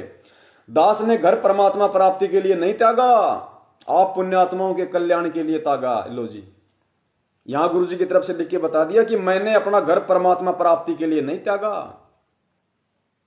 और परमात्मा खुद एक भगत की भूमिका में है, और भगत की भूमिका में गुरु जी ये बात कहेंगे कि मैंने परमात्मा प्राप्ति के लिए परिवार नहीं त्यागा, मैंने तो आप आत्माओं के आत्म कल्याण के लिए परिवार त्यागा। भाई, अगर परमात्मा प्राप्ति के लिए परिवार नहीं अगर परमात्मा प्राप्ति के लिए परिवार नहीं त्यागा तो उस परिवार को छोड़ने की जरूरत क्या थी। लोगों का आत्म कल्याण तो उस परिवार में साथ में रह के भी हो जाता। आज मैं अगर परमात्मा प्राप्ति के लिए दौड़ूं तो क्या मैं इस परिवार को छोड़ दूं? मतलब ये दर्शा रहे हैं कि बाबा बन जाओ, जंगल में भग जाओ, छोड़ दो अपने परिवार को। और गुरुजी कहते हैं कि बेटा तुम्हें कर्म योगी बनना, कर्म सन्यासी नहीं बनना। ये क्या शब्द लिख रहे हैं ये लोग यहां पे कि मैंने परिवार परमात्मा प्राप्ति के लिए नहीं त्यागा। और गुरुजी क्या कहते हैं कि भैया मेरा आत्म कल्याण सबसे पहले है, मेरे आत्म कल्याण में अगर कोई बाधक बन जाएगा मैं उसकी एक नहीं सुनूंगा। और यहां क्या कह रहा है, क्या लिखा जा रहा है गुरुजी की तरफ से कि मैंने परिवार को परमात्मा प्राप्ति के लिए नहीं त्यागा। और गुरु के वचन चार बखाना कि जो भक्ति वो अपने भक्तों से करवाएगा उसी भक्ति को स्वयं भी मन कर्म वचन से करेगा। पुण्यात्मा, बहुत ज्ञान विरुद्ध बातें इस लेटर में, और पूरी तरह से संगत का सत्यानाश करने के लिए ये लेटर लिखा गया है। और फिर कह रहे हैं कि इस लेटर को जब कभी भी तुम्हारा भक्ति से मन विचलित हो, इस लेटर को पढ़ लेना एक बार, भक्ति में मन लगेगा। अब तुम स्वयं निर्णय करना आपको लोगों को कितना मन लगेगा। एक परिवार दो बेटे दो बेटी छोड़ी थी, लाखों परिवार लाखों बेटे बेटी मिल गए। वह परिवार भी परमेश्वर कबीर जी ने जिंदा रखा, वह भी फिर मिल गया, यानी वह भी भगत बन गया तो अपना असली परिवार बन गया। सतलोक में बना रहेगा, नहीं तो यही 12 बाट हो जाना था। सर्व संगत से निवेदन है कि इस पत्र को अमर कथा मानकर सुरक्षित रखना। ये लो जी, इस ज्ञान गंगा में जो सृष्टि रचना है वो अमर कथा नहीं है, अब ये अमर कथा है। मंजू की महिमा, अनारों की महिमा, महेंद्र की महिमा, वो अमर कथा हो गई। अब ये सृष्टि रचना अमर कथा नहीं है।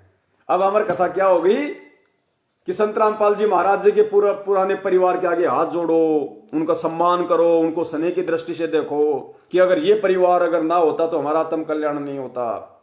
अब वो अमर कथा हो गई, ये लेटर अमर कथा हो गया। इसमें कितनी गंध भरी हुई है और ये अमर कथा हो गई। पुण्यात्माओं, सोचो कहां लेके आपको ले जाया जा रहा है। सर्व संगत से निवेदन है इस पत्र को अमर कथा मानकर सुरक्षित रखना। जब मन काल का एजेंट परेशान करे तो इसे पढ़ लेना, मन की परेशानी दूर हो जाएगी। यहां पर यह भी बताना अनिवार्य है कि इस महान परोपकार में अपने अपने स्तर की सहायता प्रत्येक भगत भगतमती ने सिर धड़ की बाजी लगाकर की है। प्रत्येक का नाम लिखा जाए तो मोटा ग्रंथ बन जाएगा। आज भी सर्वसंगत पूर्ण समर्पित है। कुछ भगत जन विचलित होते हैं, उनके लिए संजीवनी का काम यह पत्र करेगा। जो आदमी मैनेजमेंट की चापलूसी छोड़ रहे हैं उनके लिए वापस चापलूसी करने का काम ये लेटर करेगा। कहने का मतलब ये, मैनेजमेंट कौन है? आप में से भगत हैं, दास की आज्ञा का पालन करते हैं। अब कितनी गुरुजी की आज्ञा का पालन करते हैं आपको 6 साल से हम सत्सेवक दिखा रहे हैं। दास की आज्ञा का पालन करते हैं। दास रात कहता है तो रात कहते हैं, दास दिन कहता है तो दिन कहते हैं, अपनी ओर से कुछ नहीं कहते। इसका मतलब ये राजनीतियां, ये घटिया काम, ये आरक्षणबाजी, ये सब गुरुजी की तरफ से आदेश है। इस लेटर में यह दर्शाया गया है कि मैनेजमेंट अपनी तरफ से कुछ नहीं करता। मैं दिन कहता हूं तो दिन कहते हैं, मैं रात कहता हूं तो रात कहते हैं, अपनी तरफ से एक शब्द नहीं कहते। तो ये घटिया राजनीति, घटिया कुक्रम, इनके नामदान केंद्रों पे माता बहनों के साथ में छेड़खान, इनके कोऑर्डिनेटर शादीशुदा होके दूसरों की बेटियों को लेके भग रहे हैं, ये सब कुछ गुरुजी के आदेश से हो रहा है। इनके कहने का मतलब ये है इस लेटर में, संगत को जो लूटा जा रहा है ज्योति पाठ दान धर्म के नाम पे, सब गुरुजी के आदेश से हो रहे हैं। अपने आत्मा ऐसे लेटर को जब कोई भगत पढ़ेगा जो नया है, अभी ज्ञान से जुड़ा है, उसकी क्या दशा होगी? वो सीधा काल के पाड़े में जाएगा कि भैया मैं ये भक्ति करने के लिए थोड़ी आया हूं। फिर इस तरीके से ये राजनीति, ये आरक्षणबाजी, ये घटिया कर्म, उस परिवार के उसी परिवार के पैर पकड़ लो और पार हो जाओ, वो भक्ति छोड़ देगा। इसलिए परमात्मा ने सत्संगों को निमित्त बनाया है ताकि ये सच्चाई संगत में जाए कि गुरुजी कौन है, गुरुजी का मिशन क्या है, गुरुजी हमें किस आधार से भक्ति पे चलना सिखाते हैं, गुरुजी वर्तमान में हमारे से क्या उम्मीद लेके बैठे हैं और हमें काल प्रेरणा से उनका परिवार, उनके भाई बंधु किस रास्ते पे लेके जा रहे हैं। बस यही नीर खीर का निबेरा है। हंस वही होता है जो परख कर लेगा सत्य असत्य की, वही परमेश्वर का भगत है। तत्वदर्शी संत का सच्चा सेवक वही होता है जो नीर खीर का निबेरा कर लेगा।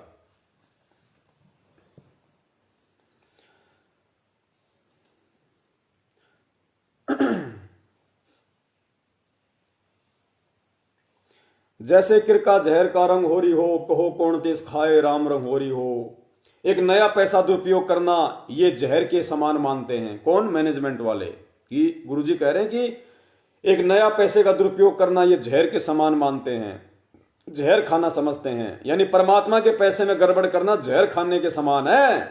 तो भाई फिर ये बताओ, राजस्थान के गैंगस्टर आनंदपाल सिंह जो गुंडा था, जो पुलिस एनकाउंटर में मारा गया था, उसकी सीबीआई जांच के लिए राजपूत करणी सेना को, उन जगत वालों को 5 लाख रुपए भक्तों का दान दिया गया। क्या वो दुरुपयोग नहीं था? 16 लाख प्लस 5 लाख रुपया हरियाणा के जाट आरक्षण में सन 2016 में दिया गया। क्या वो पैसे का दुरुपयोग नहीं था? 5 लाख हिसार में कांग्रेस की रैली में दिया गया, किसान रैली में, क्या वो पैसे का दुरुपयोग नहीं था? करोड़ों रुपए धरने प्रदर्शन रैलियों में ज्ञापन देने में इन्होंने खर्च कर दिए, क्या वो पैसा दुरुपयोग नहीं हुआ? आज ये हरामखोर 16-16 लाख 20-20 लाख की लग्जरी गाड़ियों में घूम रहे संगत के दान पे, क्या ये पैसे का दुरुपयोग नहीं है? पुण्यात्माओं, आज संगत को ज्योति पाठ और दान के नाम पे लूटा जा रहा है, क्या ये पैसे का दुरुपयोग नहीं है? आप लोग आंखें खोलो संगत वालों, कहां घूम रहे हो? बहुत बुरी स्थिति हो जाएगी आने वाले समय में।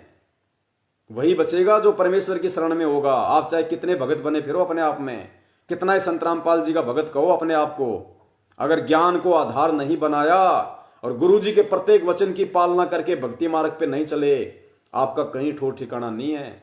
सत्सेवकों की संगति यदि भक्ति पे बने रहना है, भक्ति पे गुरुजी के जेल से आने तक यदि आपको बच के रहना है, सत्सेवकों की संगति आपको करनी पड़ेगी। आपको ज्ञान आधार से चलना पड़ेगा, वरना चाहे आज निकलो चाहे कल निकलो, परमात्मा कभी पीछे से नहीं पकड़ेगा। जहर का एक कण ही बुरा हाल कर देता है, अधिक खाना क्या करेगा सबको पता है। समय आने पर आपको सब पता चल जाएगा कि दास कौन है। आप केवल कबीर जी का वफादार कुत्ता दास को मानकर चलो, जो भोग भोग कर आप धनी लोगों को जगा रहा है, चोरी होने से बचा रहा है, जागते रहना, नाम का जाप करते रहना। अब देखो कितनी घटिया बात यहां पे लिखी गई है। पुण्यात्माओं, ये शब्द से ही हमने सारी चीजें समझनी पड़ेंगी। क्या लिखा गया है? समय आने पर आप सबको पता चल जाएगा कि दास कौन है, यानी रामपाल दास कौन है। समय आने पर आप सबको पता चल जाएगा। आप केवल, यानी संगत को आदेश दे रहे हैं गुरुजी अपने लिए कि आप केवल मुझे कबीर जी का वफादार कुत्ता मानकर चलो। पुण्यात्मा, ये क्या लिखा जा रहा है? क्या लिखा जा रहा है यहां पे? गुरुजी की तरफ से लिखा हुआ बता रहे हैं ये कि गुरुजी कह रहे हैं कि आप मुझ रामपाल दास को कबीर जी का कुत्ता मान के चलो, बस। और परमेश्वर क्या कह रहे हैं पुण्यात्माओं कि ये तुम्हारी रिहर्सल हो रही है यहां पे। गुरु मानुष कर जानते ते नर कहिए अंध, ओमे दुखी संसार में आगे काल के फंद। यहां गुरुजी की तरफ से खुद लिखा हुआ कह रहे हैं, यानी गुरुजी कह रहे हैं कि आप मुझे केवल कबीर परमात्मा का कुत्ता मान के चलो। कबीर परमात्मा का कुत्ता मान के चलो। कबीर परमात्मा का कुत्ता मान के चलो। और गुरुजी हमें क्या बता रहे हैं? गुरुजी हमें क्या बताते हैं सत्संगों में कि मुझ रामपाल दास को क्या मान के चलना पड़ेगा, और फिर निर्णय करना इस पीले पत्र में और गुरुजी के इस सत्संग में। और एक नहीं, परमात्मा ने सैकड़ों बार जब भी ये जिक्र आया है गुरु और परमात्मा के स्थान को लेके, तो गुरुजी ने सदा यही कहा है कि आपको गुरु को परमात्मा मान के चलना पड़ेगा। और यहां कह रहा है कि गुरु को कुत्ता मान के चलो। यहां गुरुजी कह रहे हैं कि गुरु को परमात्मा मान के चलो। और यहां इस लेटर में मैनेजमेंट लिख रहा है कि गुरुजी को, यानी संत रामपाल जी को कुत्ता मान के चलो, और महेंद्र भगोड़े को भगवान। पुण्यात्मा, मर जाना चाहिए आप लोगों को ये लेटर अगर तुमने पढ़ के अगर इसको आग नहीं लगाई। अगर मैनेजमेंट वालों को अगर तुमने ज्ञान आधार से जूते नहीं मारे, पैर के जूते की बात नहीं कर रहा दास, ज्ञान आधार वाले जूते की बात कर रहा है। यानी उनके प्रत्येक बात का यदि तुम ज्ञान से जवाब नहीं दोगे, सामना नहीं करोगे, तुम्हारा डूब के मर जाना उचित है। ये लेटर पढ़ने से, जिसमें मैनेजमेंट ने आपके गुरुजी को कुत्ता बना दिया, कुत्ता। और गुरुजी क्या कह रहे हैं?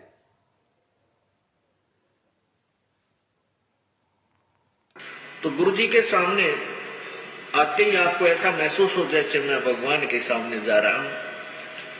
अति विनम्रता हो, आधीनी हो, आंखों में एक विशेष प्यार हो, आत्मा गदगद हो। और जब भी गुरुदेव आपके समक्ष आए, आप ये ना समझे कि ये दास रामपाल आ गया है, ये समझे कि भगवान आ गए। सुना इस शब्द को कि जब भी मैं रामपाल दास आपके सामने आऊं तो ये ना समझना कि ये रामपाल दास आ गया, ये समझना कि भगवान आ गया। किसकी सेटिंग कर रहे थोड़ी यार, एक मिनट पुण्यात्माओं, थोड़ा सा सिस्टम हिल गया हमारा। ऐसे टेबल, ऐसे चेयर पे लगा रखा है हल्का सा। तेरा छोड़ना ठीक। लेटर में लिखा जा रहा है गुरुजी की तरफ से, गुरुजी कह रहे हैं कि मुझे परमात्मा का कुत्ता मानो। और यहां गुरुजी क्या कह रहे हैं? और इसी में नहीं, हर सत्संग में जब भी गुरु और परमात्मा के स्थान की बात आई है तो गुरु को परमात्मा से बड़ा मानने की बात कही गई है कि ये दास भगवान नहीं, लेकिन आपको भगवान मानना पड़ेगा। ये नहीं कहा कि ये दास भगवान नहीं, लेकिन आपको कुत्ता मानना पड़ेगा। आंखों में एक विशेष प्यार हो, आत्मा गदगद हो। और जब भी गुरुदेव आपके समक्ष आए, आप ये ना समझे कि ये दास रामपाल आ गया है, ये समझे कि भगवान आ गए। ये दास भगवान नहीं है, लेकिन आपकी रिहर्सल कराने के लिए ये एक कठपुतली, एक ड्रावा आपके सामने रखना पड़ेगा, खड़ा रहना पड़ेगा, ताकि आप जब परमात्मा आवे तो वहां कोई रिहर्सल में उनके सामने को जो वास्तविक आपकी परेड होगी उसमें कमी ना रह जाए। अब बताओ पुण्यात्मा, वो आपको कहां काल के जाल में फंसाया जा रहा है? इस लेटर के अनुसार तो हमें गुरुजी को कबीर जी का कुत्ता मानना पड़ेगा, और इस वीडियो के अनुसार हमें गुरुजी को भगवान मानना पड़ेगा, भगवान से बढ़ के मानना पड़ेगा। गुरु गोविंद दोनों खड़े काके लागू पाए, बलिहारी गुरु आपना जिन गोविंद दियो बताए। कबीर गुरु बड़े हैं गोविंद से, मन में देख विचार, हरि सुमरे सो रह गए गुरु भजे होए पार। कबीर सात दीप नो खंड में, गुरु से बड़ा न कोई, करता करे ना कर सके, गुरु करे सो होए। गुरुर ब्रह्मा गुरुर विष्णु गुरुर देवो महेश्वर, गुरुर साक्षात पर ब्रह्म तस्मै श्री गुरुवे नमः। सतलोक आश्रम मैनेजमेंट हरियाणा ने पीला पर्चा संगत में भेज के गुरु जी को अपनी तरफ से कुत्ता बोल दिया, कुत्ता। अब इस मैनेजमेंट के पीछे चलने वाला, इसके आदेशों पे चलने वाला दुनिया का सबसे बड़ा कुत्ता, सबसे बड़ा कुत्ता, वो भगत नहीं हो सकता, वो कुत्ता है सबसे बड़ा।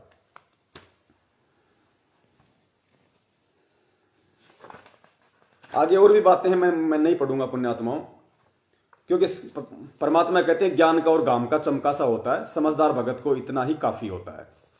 और आगे हमारा विषय था, अभी 2-3 दिन पहले जो हरियाणा के कैथल से कोई रणसिंह दास है और गुरुजी की जो कलयुगी बेटी है मंजू, उसके साथ उन दोनों की कोई बातचीत हो रही थी 20-25 मिनट की। दास चाहता था उस पर जिक्र करना, लेकिन दास अब उचित नहीं समझ रहा है, क्योंकि समय भी इतना नहीं है और हमें उन फालतू की बातों से कोई लेना देना भी नहीं है। क्योंकि जो लोग अपने गुरुजी को अपने जैसा मानुष समझेगा, वही वर्तमान में उनको जेल से बाहर निकालने का ठेकेदार बनेगा और वो व्यक्ति अपने कर्म फोड़ेगा। वो ये सोचता है कि मैं कोशिश करूंगा तो ही संत रामपाल जी जेल से बाहर आएंगे। ये उस व्यक्ति की सबसे बड़ी मूर्खता होगी। हम उनको बहुत पहले समझा चुके हैं कि भैया परमात्मा धरती पे प्रकट है, संत रामपाल जी कोई संत रामपाल जी नहीं है। आप और हमारी तरह कोई मां के पेट से जन्म लेके आया हुआ आम प्राणी नहीं है। गुरु को मानुष समझने की गलती मत करो। अरे जो परमात्मा हमें इस काल के जाल से जमानत करवा के नहीं, परमानेंट फ्री करवाने के लिए आए हैं। और परमेश्वर ने कहा कि बेटा कर ले गुरु वकील, मुकदमा भारी है। सबसे बड़ा मुकदमा तो ये है, और इस मुकदमे को लड़ने के लिए केवल सतगुरु ही एकमात्र वकील है किस ब्रह्मांड में। और तुम उस गुरु को जेल से बाहर निकलवाने के लिए तुम संगत से दान इकट्ठा करोगे, मैनेजमेंट की राह पे चलोगे, गुरु को मानुष साबित करोगे। परमात्मा ये होने देगा? कभी कभी नहीं। परमात्मा पहले भी जेल गए थे, लेकिन क्या किसी ने जमानत करवाई? अपने खुद के पर्सनल बॉन्ड पे परमेश्वर आए। पुण्यात्माओं, परमेश्वर ने रामायण का जिक्र किया। ये दास उन भाइयों को बता रहा है जो भाई गुरुजी की जमानत के ठेकेदार बन रहे हैं, जो ये सोच रहे हैं कि हम कोशिश करेंगे तो ही गुरुजी जेल से बाहर आएंगे, वरना नहीं आएंगे। उनको दास एक छोटा सा उदाहरण दे देता है। समझदार को संकेत ही काफी होता है। गुरुजी ने हमें रामायण का जिक्र आया तब एक बात बताई कि भाई जब श्री रामचंद्र जी को नागफास में बांध दिया गया था रावण के द्वारा, सेना के द्वारा, श्री रामचंद्र जी को और उनकी पूरी सेना को नागफास में बांध दिया गया था, उस समय क्या हुआ? उस समय श्री विष्णु जी का जो वाहन था गरुड़, उसको बुलाया गया, उसका स्मरण किया गया, उसका ध्यान किया गया।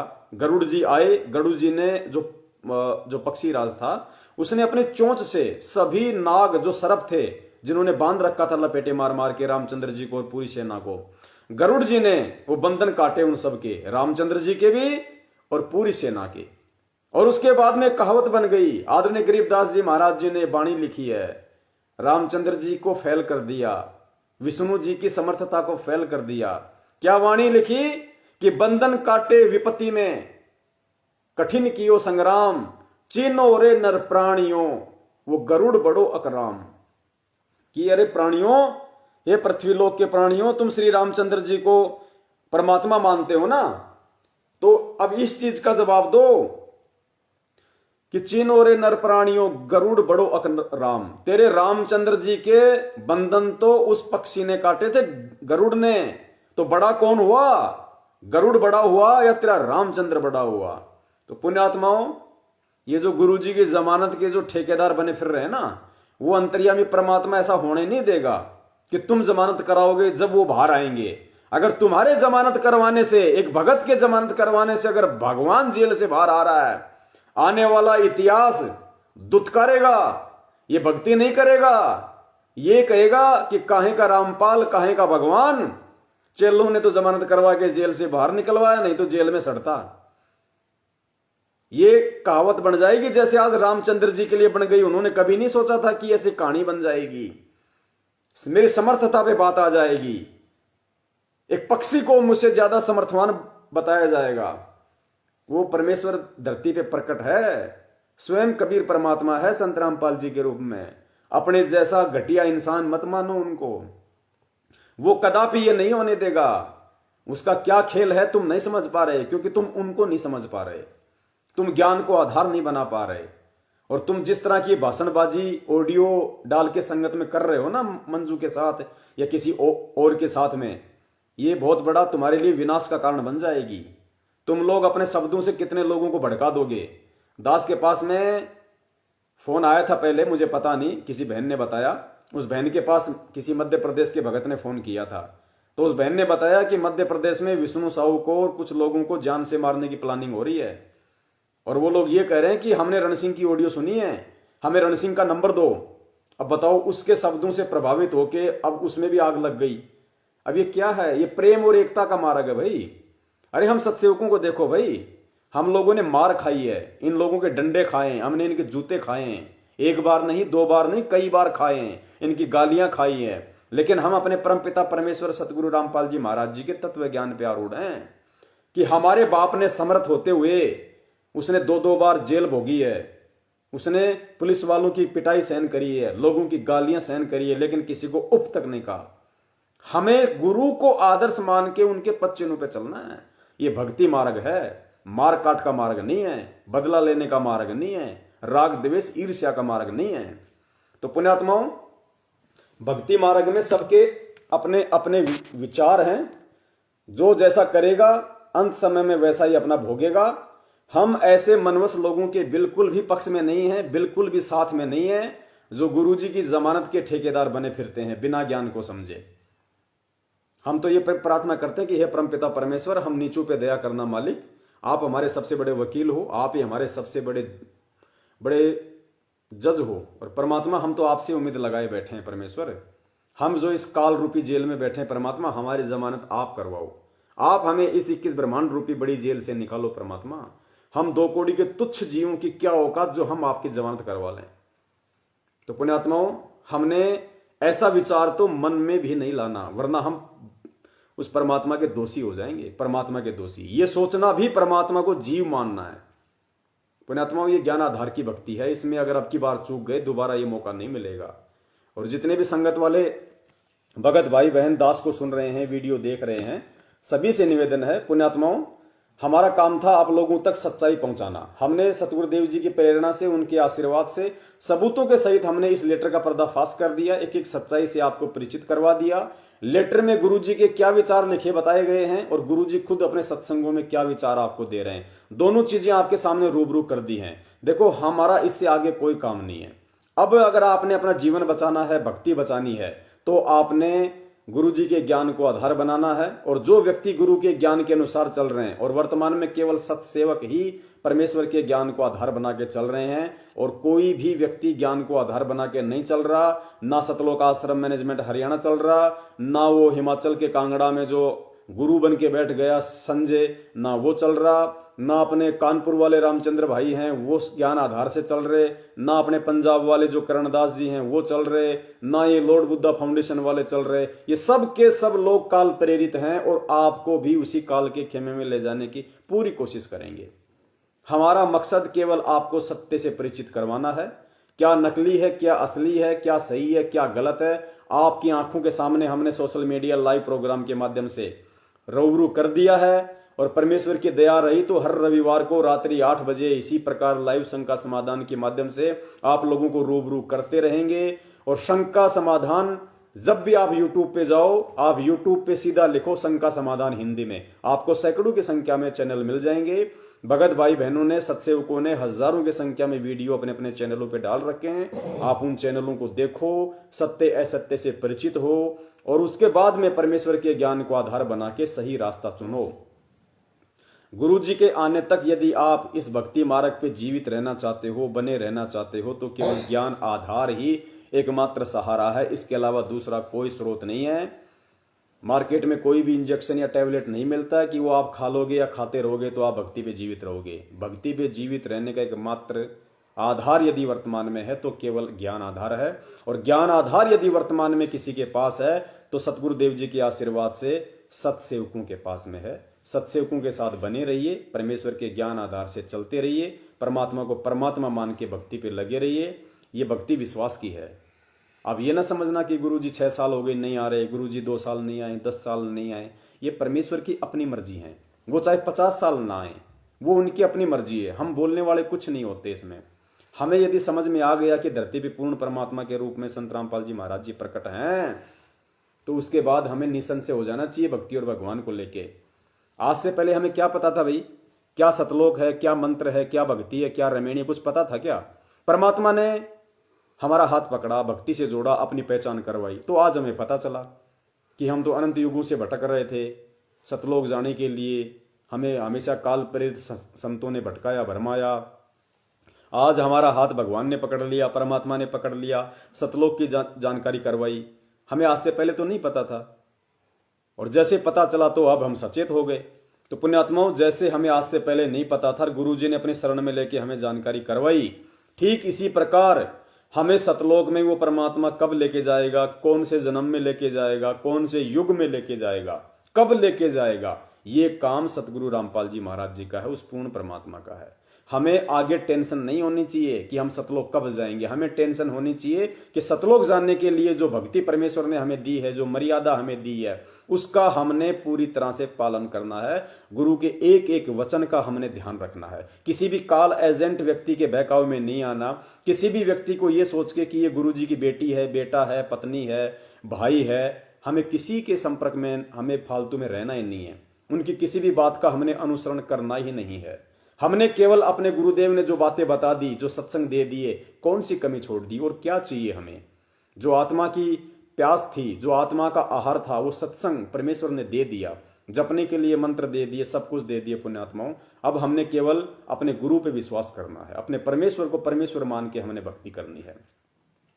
मान लीजिए गुरुजी 10 साल जेल से बाहर ना आए, गुरुजी 15 साल जेल से बाहर ना आए, और उससे पहले यदि मुझ पवन दास के प्राण निकल गए, या आप में से किसी भगत भाई ने शरीर छोड़ दिया, शरीर छोड़ते समय हमारे अंदर -% भी ये भाव नहीं आना चाहिए कि गुरुजी तो जेल में है, मेरा शरीर छूट गया, मुझे तो वो मंत्र नहीं मिला, मुझे वो मंत्र नहीं मिला, मेरा मोक्ष कैसे होगा। इतना सोचा तो भी गया काल के खेमे में।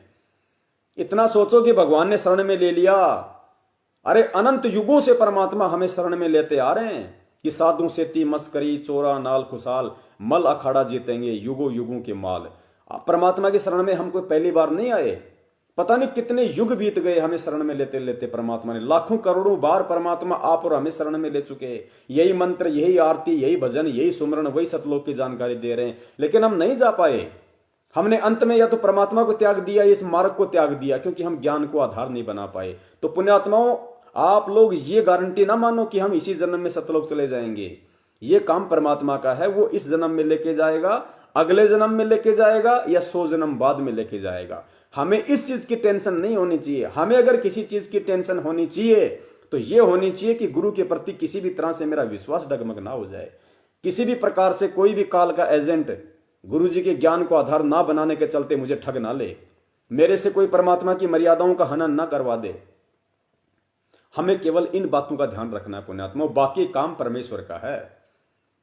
और जब आएंगे तो पूरी दुनिया देखेगी। कबीर सागर का एक एक वचन सत्य है, परमेश्वर का झूठ नहीं हो सकता। वो साध वचन है, वो पलट नहीं सकता। 12वें पंथ हम ही चलावें, खुद ही चल के आया भगवान संत रामपाल जी के रूप में। जेल से बाहर भी आएगा, सारे काम करेगा। जो जो कबीर सागर में लिखा है, पूरे विश्व में एक रस भक्ति होगी, सारे देशों की सीमाएं समाप्त होंगी, टुकड़ों में देश बने रहेंगे, ये सैनिक सब हट जाएंगे, सीमाएं सब टूट जाएंगी। ऐसा होगा जैसे 2 भाई एक माँ जाए होते हैं, ऐसे 2 देश हो जाएंगे। कोई वैर भाव नहीं, कोई मारकाट नहीं, किसी प्रकार का कोई राग द्वेष ईर्ष्या नहीं।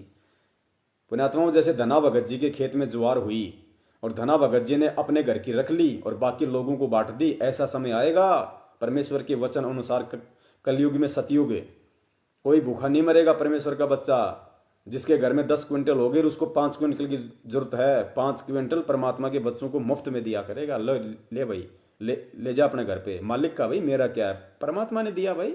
जैसे धना भगत ने पूरे गांव को ज्वार दे दी फ्री में। वो समय आएगा, वो प्रेम भाव बढ़ेगा।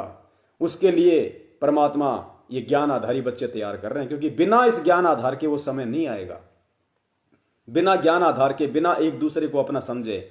चाहते तो मान लीजिए हम भी मैनेजमेंट वालों के खिलाफ कुछ कर सकते थे, हम भी उनको मारने काटने की प्लानिंग कर सकते थे। जब दो वो हमारे मार रहे थे तो दो हम भी मार सकते थे, एक मार सकते थे, हम भी उनको गाली गलौच निकाल सकते हैं। लेकिन नहीं, परमेश्वर ने कहा कि बेटा जैसे मैंने इस जीवन में चल के दिखाया, जैसे मैंने जो कर्म करके दिखाए, समर्थ होते हुए मैं लोगों की गालियां खा रहा हूं, समर्थ होते हुए मैं हिसार की 8/10 की कोठड़ी में पड़ा हुआ हूं, समर्थ होते हुए मैं 30 रुपए डेली की सैलरी लेकर बागवानी कर रहा हूं, पेड़ पौधों में पानी डाल रहा हूं, समर्थ होते हुए मैं हिसार की छोटी जेल में बैठ रहा हूं बेटा, लोगों की गालियां भी खा रहा हूं, पुलिस वालों की यातनाएं भी सहन कर रहा हूं, डंडे भी खा रहा हूं, लेकिन देख मैंने उफ तक नहीं किया।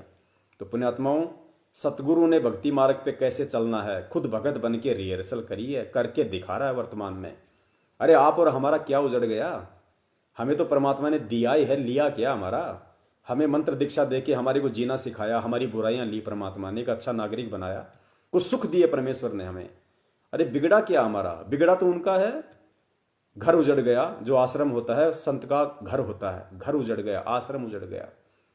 जेल में आज हैं पिछले 6 वर्षों से। सरकार ने 28 करोड़ रुपए का जुर्माना ठोक रखा है। क्या है ये? कौन उजड़ा है?